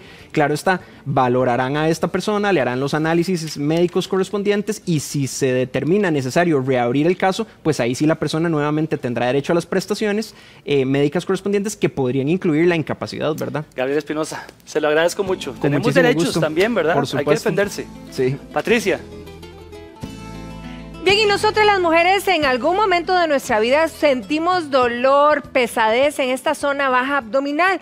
Generalmente le achacamos a los ovarios, pero también sus razones podrían ser muchas otras. Por eso lo vamos a examinar de la mano del doctor Luis Diego Carazo. Doctor, un placer tenerlo aquí. Muy buenos días. Buenos días. Doctor, ¿por qué? Porque hay mujeres que, por ejemplo, experimentan espasmos en esta zona o una sensación de pesadez, por ejemplo. Ok, bueno, lo primero es que tenemos que tener claro que no todo dolor en esa zona es un dolor de origen ginecológico. Puede tener un dolor de origen vascular, puede tener un dolor de origen digestivo, puede ser vejiga, en fin, hay una serie de posibilidades más que chequeando la anatomía podríamos revisar y esto no quiere pasar. Ahí estamos, ¿ok? Entonces vemos que en la zona, así como está el útero, están las trompas, están los ovarios, también tenemos vejiga, tenemos intestino, etcétera. Hay una serie de órganos, incluso puede ser un problema vascular, puede ser un problema circulatorio, puede ser un problema muscular. Y nosotros tenemos la idea muchas veces de que todo dolor pélvico es de origen ginecológico y si bien un porcentaje alto lo son, también hay que descartar otras causas.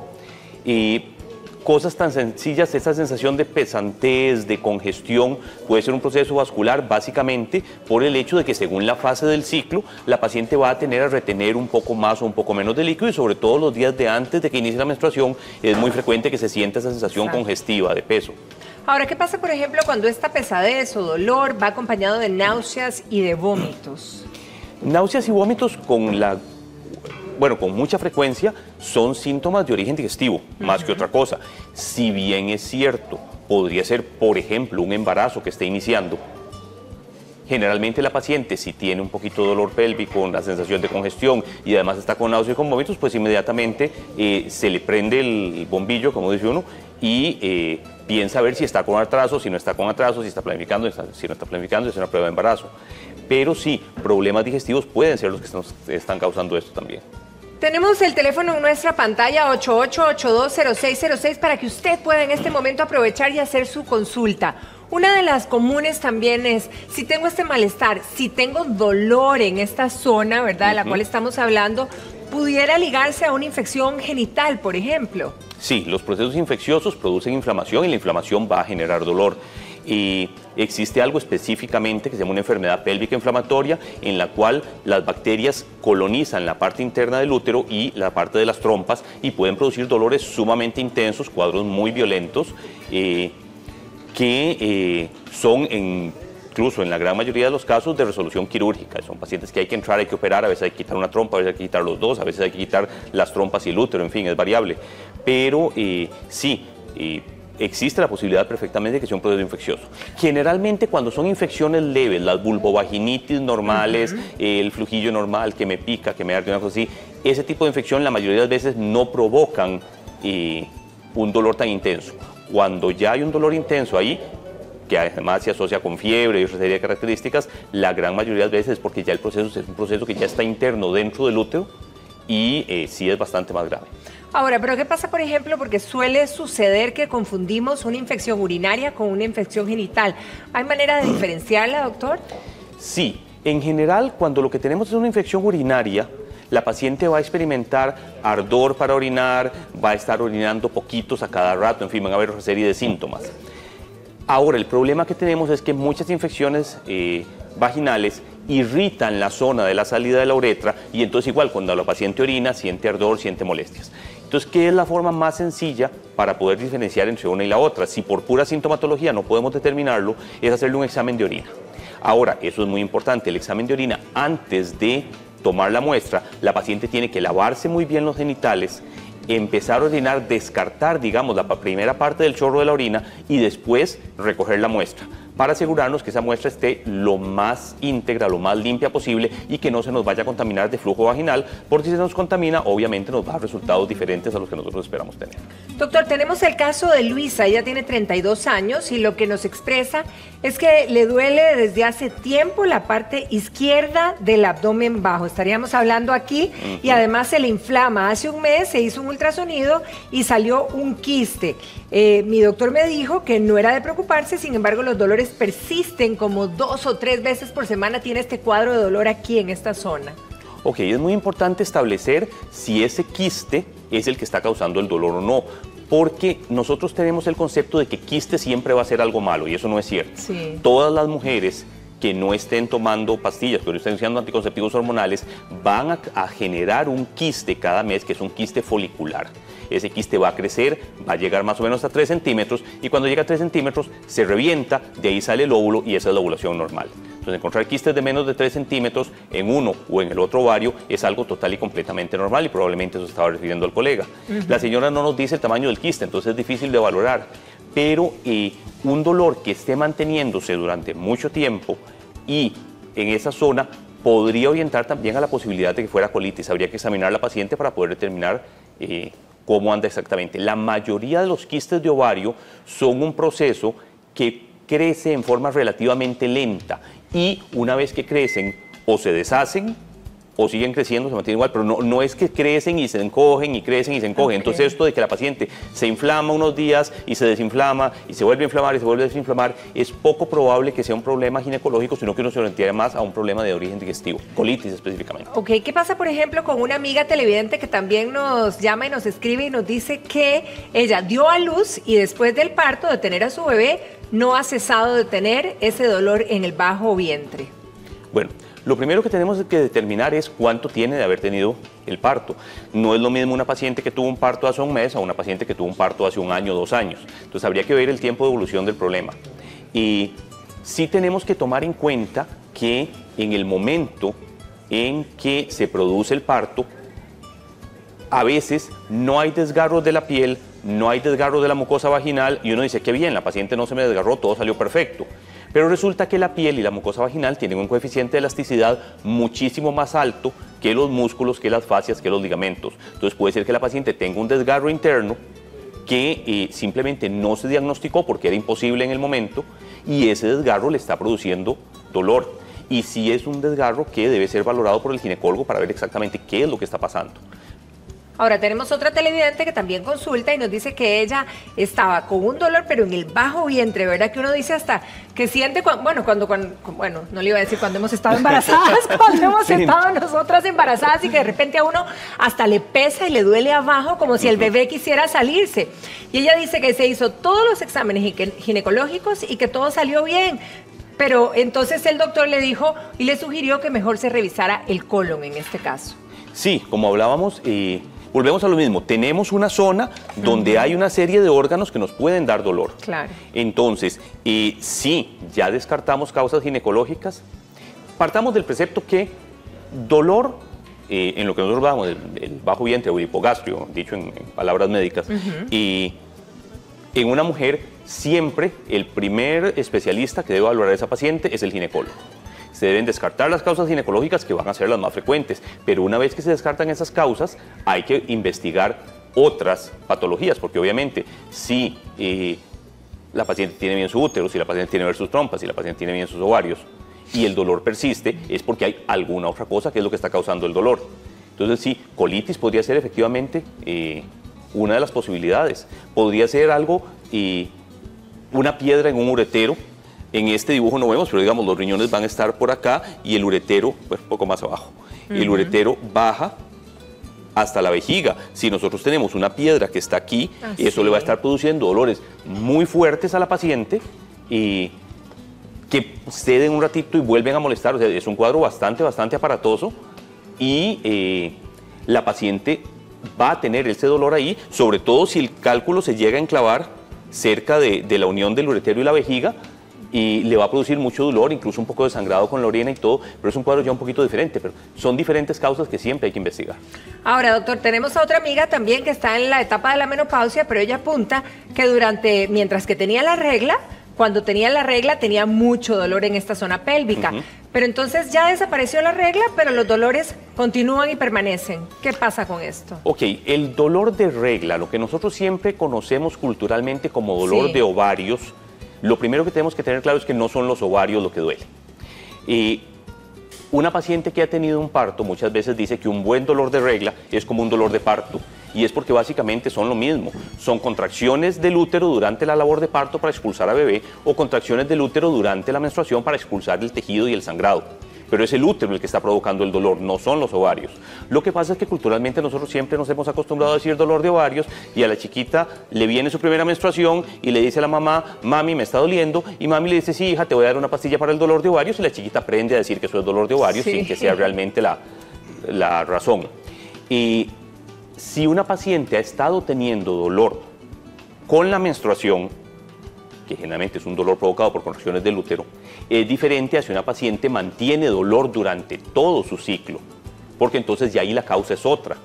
Si este dolor persiste después de que se elimina la menstruación, después de que la paciente entra ya en su etapa de menopausia, hay que investigar a ver de qué se está tratando, porque no son contracciones del útero. No es lo mismo un dolor cíclico a un dolor constante. El dolor constante tiene una causa que está ahí constantemente. El dolor cíclico se está presentando simplemente en una determinada fase del ciclo, que generalmente es la menstruación. Doctor, otra televidente nos pregunta y nos comenta que ella hace 3 años se hizo la esterectomía, pero hasta el día de hoy, y bueno, le duele tal cual como cuando tenía la regla y la menstruación. Volvemos a lo mismo, hay que investigar a ver de qué se trata, porque no es frecuente que ocurran ese tipo de cosas. Hay que pensar de una forma u otra también que el hecho de tener una cirugía, así como nos está generando una cicatriz externa en la piel, que es la única cicatriz que nosotros vemos, también tiene un proceso cicatricial interno, donde uno cortó para retirar los ovarios, cortó para retirar las trompas, cortó para retirar el útero. Toda esa herida interna tiene que cicatrizar, y en algunos casos ocurre que se producen lo que nosotros llamamos adherencias, o sea, los órganos internamente se pegan a donde estaba la cicatriz, y entonces, por ejemplo, por citar uno de tantos, una parte del intestino queda pegada en la cicatriz interna, y eso genera que el movimiento intestinal genere dolor, o se forman bridas, o en fin, una serie de cicatrizaciones internas aberrantes que pueden permanecer provocándole dolor a la paciente. Habría que investigar el caso en forma individual para estar seguros. Doctor, muchísimas gracias. Gracias por contestar todas las consultas de nuestras amigas allá en casa, y también gracias por consultar a todas ustedes. Que pase un feliz día, doctor. Igualmente, muchas que pase gracias. Muy bien. Con gusto. Bien, nosotros vamos a una pausa. Son las 9:29, pero ¿sabían que el coco pudiera ser un excelente aliado para la caída del cabello, así como se lo digo? Así que quédese aquí porque sabrá cuáles son esas fórmulas perfectas. Y bueno, si usted quiere sembrar o tener una huerta de maíz morado, ¿qué le parece? Porque el señor Maíz Morado puede llegar a su jardín. Aquí le contamos, no se separe. Que todo sea perfecto, tú no puedes con mi vida, bueno mami, perfecto. ¿Qué tú quieres que te diga? Que yo soy perfecto. Ay mamita. Sé que te duele saber que mis canciones Gracias por estar con nosotros. Y si usted sufre de caída de cabello, le vamos a mostrar algunas alternativas para que vuelva a crecer, y para eso está el profesional, doctor y farmacéutico David Barbosa. David Barbosa, gracias por estar aquí con nosotros. ¿Y cuándo debemos de preocuparnos por la caída del cabello? Esa es una muy buena pregunta. Se nos cabe a todos, hombres y mujeres por igual. Sin embargo, cuando el cabello es un poco más largo, puede caerse con más facilidad. Y también cuando hay distintos requerimientos nutricionales, por ejemplo, durante el embarazo o la lactancia, puede ser que haya una mayor caída del cabello. Y hay otras condiciones hormonales, por ejemplo, cuando hay problemas de tiroides, cuando hay efectos secundarios de algunos medicamentos, en fin, hay N cantidad de causas que puede hacer que el cabello se caiga más de lo que nosotros podemos reponerlo. Y lo que quiero presentarles hoy son alternativas naturales que podemos utilizar para estimular la formación de ese nuevo cabello que tiene que reponer lo que vamos perdiendo. Ok, y usted nos trae algo que se puede tomar para poder contrarrestar la caída. Claro, vamos a comenzar por acá, porque aquí tenemos una vitamina que se llama biotina, que en otros países se le llama vitamina H, que tiene la capacidad de mejorar en nuestro cuerpo la forma en que regenera células, que regenera tejido nuevo. Y por supuesto lo va a hacer mejorando entonces el crecimiento de nuevo cabello y también mejorando la piel y las uñas, que son partes de nuestro organismo que ocupan un recambio muy frecuente. Entonces la biotina es importantísima y muchas veces se ha visto que las personas que tienen problemas de faltante de biotina son las que tienen también, que son propensas a perder cabello con más facilidad. Entonces, esta biotina en dosis de adulto puede ser 2 perlitas al día y con eso vamos a ver un cambio importante. 2 al día, ¿en qué momento del día se puede tomar? Puede ser en la mañana con el desayuno, ¿verdad? Yo siempre recomiendo que sea una hora fija para que no haya pues esa situación de que se me olvida la pastilla porque la tomo diferentes horas, ¿verdad? Claro. Pero esto sí debe ser en forma continua para poder ver los resultados. Esta es una vitamina esencial, la biotina, pero también conocemos del efecto de los antioxidantes sobre la caída del cabello. ¿Por qué razón? Porque hay algo que se llama estrés oxidativo. El estrés oxidativo hace que el cabello se pueda caer con más facilidad, hace que la fibra capilar sea también muchísimo más frágil, entonces se pueda quebrar y se pueda caer también de la misma forma. Entonces se usan antioxidantes potentes que puedan inhibir ese estrés oxidativo. Y ahí tenemos el selenio en primer lugar, también tenemos la vitamina E, la vitamina A y la C. Y tenemos pastillitas que tienen esos antioxidantes juntos que se pueden tomar 1 o 2 veces al día. Hay que recordar que la vitamina E y A son vitaminas liposolubles y entonces se acumulan en nuestro hígado después de tomarlas durante algún tiempo. Esta es la que usted nos dice. Exactamente.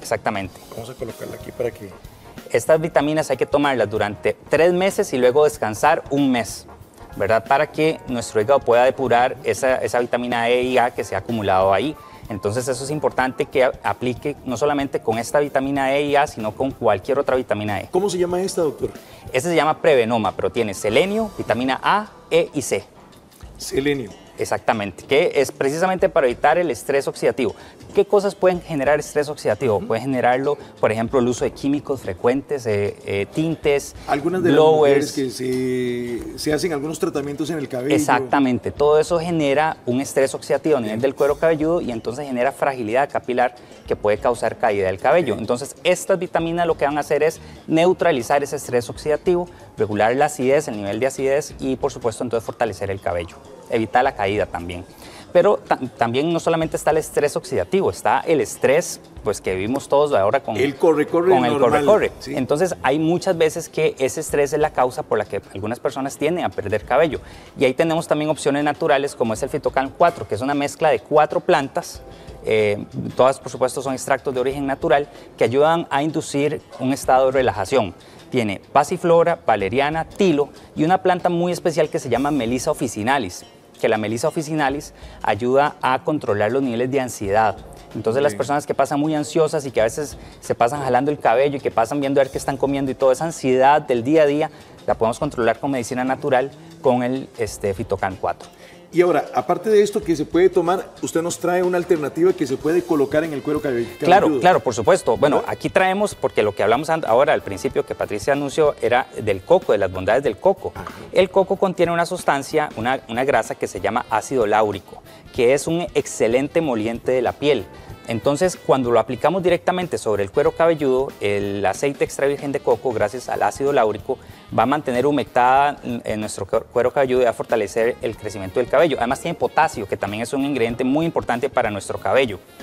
Y lo que vamos a hacer ahorita es entonces aprovechar que hablamos de estas vitaminas y vamos a hacer una mascarilla con biotina, porque no solamente la podemos tomar, sino que también la podemos aplicar en nuestro cabello. Ahora, ¿se puede combinar lo que tomamos con lo que nos vamos a poner? Por supuesto, así lo vamos a estar atacando, digamos, por ambas partes, por tanto por vía oral como vía externa. Y doctor, digamos, el coco, así como lo tenemos aquí, nada más lo agarro, saco con una cuchara y lo voy a hacer. El coco, si lo querés procesar así, es un proceso un poco más extenso para poder convertirlo en aceite extra virgen. Sin embargo, el coco rallado, que puedes sacarlo de aquí y rallarlo con un rallador en forma manual, es excelente mezclándolo con aceite mineral para hacer exfoliaciones. Entonces podemos exfoliar el cuero cabelludo también, sobre todo cuando hay problemas de caspa, que muchas veces también es el causante de la caída del cabello. Ahora, también nos puede servir, por ejemplo, este que es el coco duro y el de la pipa, el que es suavecito, que es más blando. Claro. Cualquiera de los dos, porque la diferencia es que, por supuesto, una va a tener una textura más suave, pero el mecanismo de acción va a ser el mismo, que son partículas un poco más grandes que van a exfoliar, a quitar partículas de piel muerta que tenemos sobre el cuero cabelludo y que muchas veces es lo que evita que haya una buena humectación, que haya una buena oxigenación, inclusive del cuero cabelludo. Con esa mezcla lo muelo, lo pico y ¿cómo me lo coloco? Lo rayas, lo puedes rayar y lo mezclas con aceite mineral o con alguna crema capilar y simplemente lo aplicas con masaje. Es muy importante el masaje en el cuero cabelludo porque no solamente va a ayudar a retirar esas células muertas, sino que va a estimular la circulación. Cuando estimulamos la circulación, va a haber un mejor aporte de nutrientes y de oxígeno a las células que se encargan de mantener viva la hebra capilar y el folículo piloso. Entonces, ese masaje es muy importante, ¿verdad? ¿Y cómo sería el masaje? ¿Y por cuánto tiempo me lo tengo que dejar ahí colocado? La parte del masaje es suficiente con unos de 3 a 5 minutos. El masaje con eso va a ser suficiente para estimular ahí la circulación. Para mantener, digamos, el efecto de emoliencia que queremos lograr con el ácido láurico del aceite de coco, es importante que se lo aplique directamente en el cuero cabelludo y que lo mantenga durante toda la noche. Entonces se lo aplique en la noche y en la mañana siguiente te lavas el cabello con bastante champú para retirar el exceso de grasa y con eso va a ser entonces el efecto suficiente. De esa grasa natural y nada más. Sí, bueno, ahorita estábamos hablando del aceite de coco, pero podemos enriquecer este aceite de coco con biotina. Entonces lo que vamos a hacer con estas capsulitas que son de gelatina blanda, es muy fácil trabajar. Lo único que tenemos que hacer es, con un cuchillo que tenga bastante filo, hacerle un cortecito suficiente como para que abramos la cápsula de gelatina blanda y con eso ya va a ser suficiente para poder extraer todo el contenido de la biotina que vamos a añadir sobre. Ahí lo tenemos, es una... ¿verdad? Todo este contenido la vamos a agregar. Cremosita. Exactamente. Y lo vamos a mezclar con el aceite de coco. ¿Cuántas capsulitas? Se recomiendan de 2 a 3 capsulitas juntas. No pongan la capsulita de gelatina completa porque estos no se disuelven en grasa, ¿verdad? Entonces simplemente es abrirla de nuevo. No sé si ahí tenemos bien la toma, perfecto. La abrimos con un pequeño corte solamente, ¿verdad? Y cuando sentimos que ya logramos abrirla en cantidad suficiente, paramos y luego solamente estripamos para poder... Y ahí lo vemos. Sacarle la biotina internamente, la capsulita de gelatina blanda. Con 3 capsulitas, esto es básicamente 2 cucharadas de aceite de coco, es suficiente para cubrir todo el cuero cabelludo, ¿verdad? Esto lo mezclamos bien, lo podemos mantener en la refrigeradora, si no lo vamos a preparar en forma inmediata y lo aplicamos sobre el cuero cabelludo con masajes que tarden aproximadamente de 3 a 5 minutos, lo dejamos toda la noche y al día siguiente lo retiramos con champú. El mismo procedimiento podemos hacer con el Prevenoma, que son las pastillitas de selenio con vitamina E, A y C. La única diferencia es que estas pastillitas en forma de tabletas no se pueden cortar con el cuchillo de esa forma. Vamos a moler. Entonces yo les recomiendo, todos en casa tenemos el extractor de jugo de limón. ¿Ah, sí? ¿Verdad? Para oprimir ahí. Exactamente, el limón, podemos agarrar y poner 3 o 4 tabletitas de estas en el extractor del jugo de limón y con este aparatito es muy fácil porque trituramos la tableta y el polvito lo agregamos directamente también en la mezcla y así vamos a tomar no solamente por vía oral el selenio, que es tan importante para el estrés oxidativo, sino que también lo vamos a aplicar directamente en el cuero cabelludo, ¿verdad? Y lo vamos a dejar también toda la noche. Otra recomendación muy rápida. Todos hemos escuchado de las ventajas del romero para tupir el cabello y para evitar la caída. Pues tenemos también aceites con extracto de romero que podemos agregar también a la mezcla que preparamos antes, ¿verdad? Y que terminamos de enriquecer todavía nuestra formulación magistral para evitar la caída del cabello. Entonces, ya esta mezcla que tenemos acá es una super fórmula, la fórmula perfecta, como dijimos antes, para evitarla y para combatir la caída del cabello. Tiene ácido láurico del aceite de coco, tiene biotina, que es la vitamina H para el cabello, y tiene extracto de romero, que ayuda a fortalecer y a evitar la caída. Entonces, esto está listo para aplicar. Listo, doctor David, y creo que una muy sana recomendación para la caída del cabello. Un gusto invitarlos nada más. Gracias. A que nos visiten en nuestra página de Facebook. Pueden buscarnos en Facebook como La Opción Natural, donde tenemos todas estas recetas también, y también pueden buscarnos como La Casita Natural en redes sociales para que se contacten con nosotros y estemos ahí para servirles. Temas más importantes nos acompañan cada mañana aquí en Giros. Vero. Vean la belleza de estas mazorcas moradas. Este es el maíz Pujagua. ¿Y sabe qué es lo más lindo? Que usted podría tenerlo en su casa, aunque su espacio sea reducido. Hoy el ingeniero Osvaldo Páez nos dice cómo cultivarlo en casa y los beneficios que tiene. Bueno, y además tenemos dos invitados que nos van a hablar de esos beneficios y preparaciones. Muy buenos días. Buenos días. Estoy muy agradecido de estar aquí y hoy vamos a hablar sobre el maíz Pujagua o maíz morado, azul o púrpura, como quieran llamarlo. En Costa Rica lo llamamos maíz Pujagua. Así es popularmente. Ahora, ¿dónde se cultiva? Porque uno dice, se va uno o remonta que Guanacaste es donde se cultiva, pero usted nos viene a quitar ese mito y a decir que en cualquier lugar se puede cultivar. Sí, correcto. El maíz como planta de maíz se puede cultivar desde el nivel del mar hasta casi en el Cerro Chirripó. En todo lado, hay variedades muy adaptadas. Siempre tenemos referencia de Guanacaste porque en Guanacaste es donde hay una mayor cultura de... A raíz del maíz. A raíz del maíz púrpura, el maíz morado, para preparar diferentes tipos de recetas. Entonces rico, lo tenemos como referencia. Pero nosotros aquí podemos ver en la parte de las Muéstrenos, semillas, porque aquí están las semillitas, vean. Tenemos semillas del maíz morado, que es casi negro, que lo llamamos maíz Congo. Este maíz me lo dio el señor Gerardo Sánchez de La Fortuna de San Carlos. Entonces tenemos un lugar que no es Guanacaste, que están cultivando el maíz Congo. Y de hecho tenemos de Escazú, de Avangares, de todo el país. Maíces de Avangares, de San Antonio de Escazú también. Un señor que vende su maíz en el mercado central de San José, cultiva su propio maíz morado.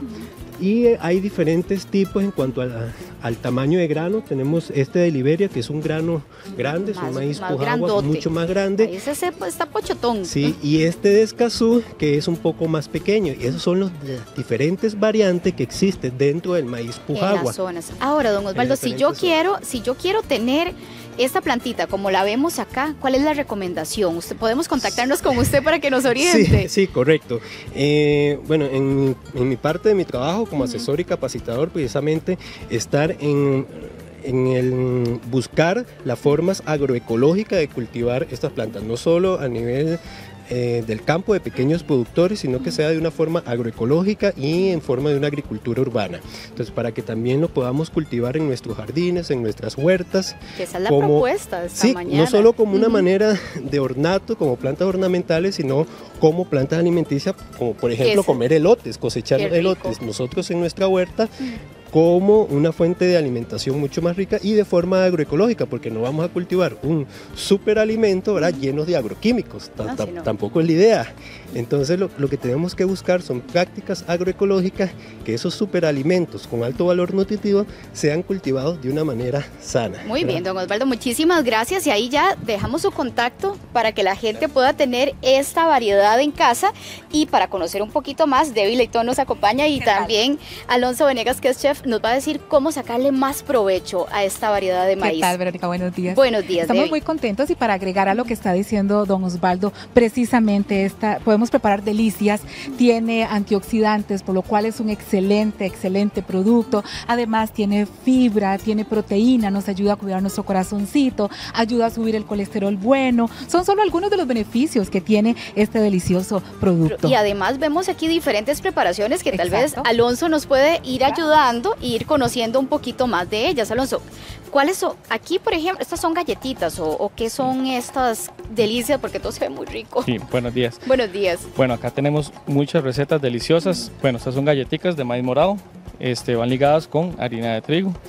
Tenemos los chips, tenemos los pancakes, que son deliciosos para compartir con los niños, son muy llamativos, el color, se pueden poner muy bonitos, y como para la tarde no puede faltar la tortilla palmeada, ¿verdad? Con su natillita. Y me encanta que sea ese colorcito. Perfecto, sí. Ahora, la harina de maíz morado se puede utilizar y del todo podríamos utilizarla de la misma manera que la harina convencional. Se puede utilizar de la misma manera. Hay ciertas recetas que necesitan un poquito de ligue porque, por ejemplo, ellas vienen molidas con la cáscara, entonces traen la fibra, viene un poquito más granulada, un poquito más arenosa, entonces se le agrega un poquito de harina de maíz blanca de cualquier tipo para hacer para ahí ligarla, la mezcla. exactamente, un poquito, también se le puede poner un poquito de grasa, ya sea natilla, mantequilla, para, digamos, lo que son las tortillas palmeadas. Y vos hiciste también aquí como un fresquito. El pinolillo también, Ay, qué rico el pinolillo. Sí, que también es una, ya viene con la cuchara media hora, es una cuchara por taza y listo. ¿Y vas a preparar acá? Acá tenemos, y vamos a hacer una receta rápida sobre los pancakes para que vean qué fácil que es un huevo. Y que la podemos usar de manera, lo que mencionábamos, sí, sustituir perfecto, prácticamente la harina convencional. Todo, exactamente, y es una receta muy fácil y muy rápida de hacer, pocos ingredientes y rapidísimo de Y además más nutritiva, que Debbie nos mencionaba el valor nutricional, si quieres venirte para acá, de un producto como este, bueno, mientras Alonso procede a la preparación, que aquí lo estamos haciendo en vivo porque es muy sencillo, Debbie. Claro, para que lo puedan ver, y si ustedes les pudiera llegar el olor de estas galletas de pinolillo, son realmente muy ricas. ¿Qué es lo que queremos con todo esto? Que los costarricenses incluyan en su dieta este tipo de productos, este tipo de semilla, tiene grandes beneficios. Nos da más saciedad, Debbie, tengo yo la idea, porque tiene más fibra. Exacto, exacto. Entonces nos va a llenar mucho, es muy saludable, y la idea es que, bueno, que todos lo incluyan, por supuesto, en su alimentación. Afortunadamente, ya tenemos muchos de estos productos en los supermercados, en ferias verdes, y nos estuvimos dando pues a la tarea un poco de investigar en el gran área metropolitana, y lamentablemente muchas personas no conocen todavía este elote, ¿verdad? Y hay que aprovecharlo. Por supuesto, aquí hay opciones para que ustedes lo puedan probar en su casa. Ahora, cositas básicas que tal vez en casa se preguntarán, pero el sabor me varía entre este producto a la harina convencional de maíz blanco o amarillo, cambia un poquito el sabor. Tiene un sabor diferente, ¿verdad? Pero es muy rico y queremos que ustedes lo prueben. Imagínense unos chips, ¿quién se puede imaginar una deliciosa tortilla para la tarde? Y a nivel de textura, ¿es más durito o es similar al convencional? Es un poquitito más densa. De hecho, Alonso nos contaba también que él mezcla a veces un poquito de la otra harina con un poquitito de esta, porque es un poquito más densa, pero todo lo podemos preparar. Estas delicias en la casa, con los chicos en la tarde, podemos hacer de todas estas cosas tan ricas, y la idea es que usted lo incluya a partir de esa entrevista en su alimentación. No, y les comparto que el aroma, ya aquí, con solo que está Alonso trabajando por encimita, ya viene un aroma delicioso. Don Osvaldo, véngase para acá porque hay una, y yo diría que es una pregunta muy válida para la gente en casa que conoce del cultivo convencional del maíz blanco y amarillo. ¿El morado de Pujagua dura lo mismo en cosechar? ¿Tiene los mismos cuidados? Sí, básicamente es un cultivo muy parecido, tiene cuidados especiales. Es un poco más delicado con las plagas, con las enfermedades, con la parte de nutrición, pero igual nosotros dictamos capacitaciones, talleres, y ayudamos también a los productores, a los pequeños productores que quieran cultivar de una forma agroecológica para producir ese maíz libre de agroquímicos. En las casas, en los huertos, en la agricultura urbana también dictamos capacitaciones y talleres para enseñarlos a cultivar, dónde conseguir la semilla. Acordémonos que hace unos 4 o 5 años el maíz de la variedad es criolla, donde está el Pujagua, fue declarado patrimonio cultural, entre ellos todos sus usos, sus costumbres. Con mayor razón tenemos que entrarle. Lo importante de mantener esas semillas, de conservarlo, precisamente. Que es lo nuestro. Que es lo nuestro, y la parte del cultivo hasta en una maceta, porque este pequeñito que está aquí, en la maceta, lo podemos tener en casa perfectamente. Tener en casa. Aunque parezca mentira, es un maíz Congo, ¿verdad? Un maíz negro. Perfecto. Y ahí, una vez que esté ya grande, ¿verdad? Podemos cosechar la mazorca, ¿verdad? Y va a ser una mazorca muy parecida al Alberto, solo que cuando la hagamos va a ser como esta. Muy bien, don Osvaldo, muchísimas gracias por la asesoría. Ahí dejamos toda la información, le agradecemos también, muy amables a Debbie y Alonso, y ahí ya estamos preparando, vean la delicia, para que ustedes lo puedan disfrutar y sacarle provecho de estas delicias tan nuestras. Vamos a una pequeña pausa comercial, pero si usted quiere darle un cambio de color a su cabello, le tenemos muy buenas noticias. Tintes con muy poco amoníaco, prácticamente sin amoníaco, para que usted aporte color sin dañar su cabello. Ya casi regresamos. 9:55 y vamos a hablar de esos tintes sin amoníaco. El experto que tenemos el día de hoy es el estilista Samuel Briceño, que nos va a contar por qué tinte sin amoníaco. Sammy, ¿cómo estás? Muy buenos días. Muchas gracias, Patricia. Bueno, el amoníaco y sin amoníaco ya es algo que lo venimos trabajando hace mucho tiempo, desde a partir de inclusive de los 80s, cuando se hacía mucha decoloración, los cambios de color fuertes, ya se comenzaba a utilizar el producto sin amoníaco. Es un estilo de vida, básicamente. ¿Por qué? Porque estamos evitando químicos, que aunque si bien el amoníaco lo extraemos de componentes del medio ambiente, pero estamos tratando con químicos tanto en el cabello como en el lavado, ¿verdad? Ahora, contame una cosa, porque cuando hablamos de tinte sin amoníaco, bueno, aquí tenés, por cierto, una gran gama, ¿verdad? Y vamos a ver a las dos modelos que se trabajaron. Uno dice, bueno, ¿a quién le puedo trabajar estos tintes sin amoníaco? Ok. Básicamente todos califican, solamente que tenemos que tener muy claro el enfoque, ¿verdad? El enfoque va a ser este. En el caso de ellas trabajamos que son cabellos completamente naturales, hicimos la decoloración, pero matizamos, o sea, le dimos el color al cabello sin amoníaco.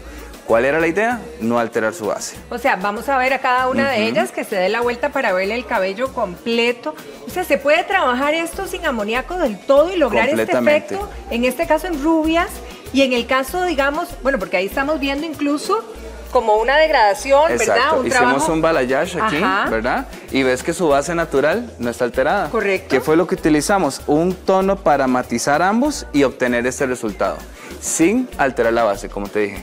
Ok, en el caso cuando hablamos de que no tiene amoníaco, mucha gente puede preguntarse, ¿será que si no tiene amoníaco entonces el tinte dura igual que el que tiene amoníaco o no tiene nada que ver? Ok, esa es una de las grandes diferencias y vamos a hablar respecto a la cana, ¿ok? Directamente. ¿Puede una persona utilizarlo con la cana o no? Bueno, sí. O sea, tomando en cuenta que no va a haber un cubrimiento de cana 100% como lo tenemos con el amoníaco, ¿ok? Esto de igual manera voy a tener una misma durabilidad de color, semipermanente, no la misma que cuando yo trabajo con el amoníaco. La acción del amoníaco es engrosar y aportar mejor los conductores del tinte. Cuando trabajo sin amoníaco, estoy trabajando más sobre la superficie y estoy obteniendo un efecto más suave. Más natural, podríamos decir, o sí cambia, pero sí cambia el color. Si cambia, puedo tener la opción de cambiar dos tonos. Si yo ya quiero ser así de clara como tú, yo ya tengo que trabajar con una oxidación con amoníaco, si no tengo 100% canas. Pero por ejemplo, vamos a ver a la otra modelo que también tiene, o sea, es que yo diría, wow, ese rubio, vea, vamos a verlo exactamente. Ella tiene unas mechas bastante claritas, ¿verdad? Exacto, ella es más ceniza y ella es mucho más dorada. Tenemos dos opciones, ¿viste? En tu caso también, digamos, si tú vienes y dices, mira, es que me siento el cabello que no me gusta el color, pero lo siento lastimado, pero necesito cambiarme el color. Pues venimos con esto, inmediatamente venimos con este servicio que, como te dije, se llama Imaya, lo tenemos en el salón. Es todo un concepto. ¿Por qué te digo que es todo un concepto? Porque desde la tinturación hasta la hora de lavarse, todo es amigable con el medio ambiente, libre de gluten, libre de amoníaco, porque es otra cosa muy importante. A veces creemos que somos alérgicos al amoníaco y no es eso.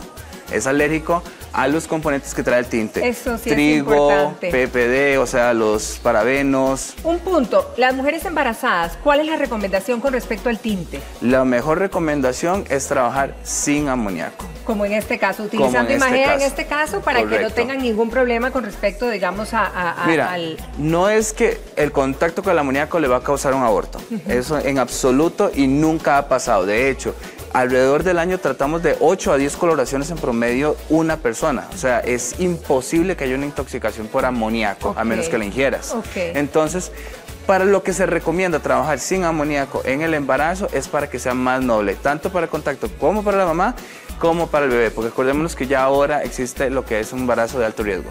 Bien, vamos a ver a las dos modelos aquí al centro. Sammy, muchísimas gracias y vean qué cabellos más hermosos logrados, y lo cierto es que aquí nos queda claro que podemos elegir de acuerdo a nuestras necesidades y etapas de vida entre tintes con amoníaco o sin amoníaco, con resultados maravillosos. Samuel, muchísimas gracias. Muchísimas gracias, gracias a todos. Y bien, nosotros continuamos y estamos listos porque tenemos una súper recomendación. Pero con estas lluvias como que los mosquitos se volvieron locos, pero a mí me da miedo el dengue. ¿Y sabe qué es lo que pasa, Ítalo? Que hay muchos casos de dengue y uno dice, ¿cómo protejo a mi familia, a mis seres queridos y yo para poder seguir con mi vida? Y es que puedes usarlo de día, de noche, en todas tus actividades. Eso sí que me da tranquilidad, Ítalo, porque uno sabe que uno no puede parar, y un producto como Off, completamente comprobado que te va a aliviar, que te va a proteger, y el dengue completamente fuera. Además, huele rico y no irrita. Y cuando hablamos de picaduras, principalmente los chiquitos que se irritan, que les molesta, mejor protegerse con Off y así evitar el dengue. Bueno, protege a tu familia del dengue con Off.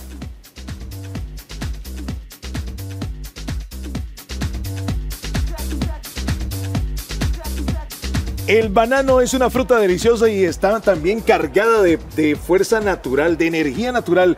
Puede ser verde o maduro, pero usted lo puede utilizar en las diferentes recetas que hoy le traemos, las preparaciones con el chef Juan Pablo Monge. Muchísimas gracias, Andrés. ¿Cómo has estado? Muy bien, gracias, señor. Dicha. Bienvenido. Mira, y entramos en materia. En materia fija completamente con la proteína total del banano. ¿Qué te parece? Salgámonos de lo tradicional, no solamente pan de banano se puede hacer. Nada más, exactamente, Andrés. Eso es la importancia del día de hoy, que vamos a traer recetas riquísimas, porque siempre en casa vamos a pensar pan de banano. Pero no, hoy traemos recetas internacionales. Hoy estamos haciendo un pan francés, que es el pan brioche, que lo traemos con avena, higos y banano. También traemos una panacota deliciosa de banano. Es como para ir dándole ideas a todas las señoras de la casa que podemos utilizar el banano en 1000 recetas, ¿verdad? Juan Pablo, para llegar a tener ese flan de banano, ¿cómo lo logramos? Es una panacota súper sencilla, está a base de leche condensada, tenemos leche sencilla, azúcar y 100% banano natural maduro. Entonces esa es la idea, aprovechar también la fruta por completo. Aparte de eso, Andrés, mira, traemos otras opciones muy interesantes en casa,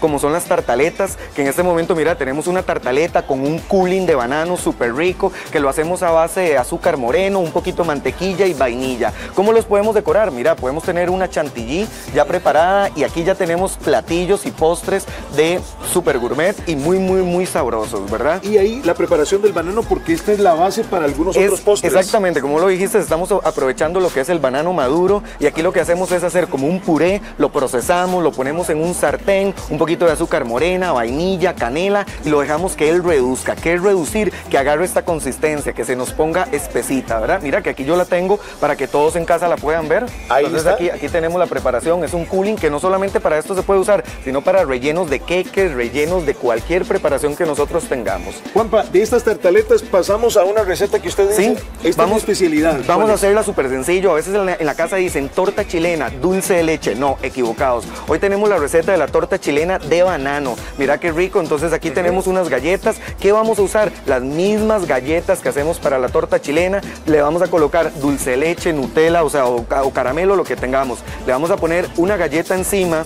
Le agregamos nuestro relleno, ¿verdad? Que en este caso nosotros vamos a ponerle suficiente chocolate. Vamos a agregarle el cooling de banano que nosotros tenemos. ¿Cuánto? La cantidad que ustedes deseen. Vamos a pasarle un poquito por acá. Vamos a ponerle un poquito más del cooling que tenemos. Podemos tenerlo texturizado con las rebanadas, como ustedes gusten. Y terminamos con una galleta igual de las que vamos a usar. Entonces mira, aquí tenemos una torta chilena de 10, 12 capas deliciosas. ¿Para qué? Para que las señoras en casa tengan esas alternativas de sus clientes, ¿verdad? Y recordemos que esa es la idea de Giro, siempre tener buenas alternativas para todos ustedes que nos ven en casa. ¿Viste esto qué delicioso, Andrés? Una delicia, y con eso cerramos porque está delicioso. Un pecan pie de banano con almendras y nueces, ve qué delicia. Entonces todas señoras, ustedes en casa ya saben, el banano no solamente con cereal, sino que lo podemos aprovechar en un montón de recetas que podemos preparar en nuestras casas. Ahí, aquí están las alternativas, Juan Pablo. Muchísimas gracias, Andrés, un placer. Pero muy amable. Buenísimo. Gracias, y esperamos que el programa del día de hoy haya sido cargado de mucha información valiosa para usted y su familia. Muchas bendiciones. Gracias. Vienen Giros de la Fama. Latino, this is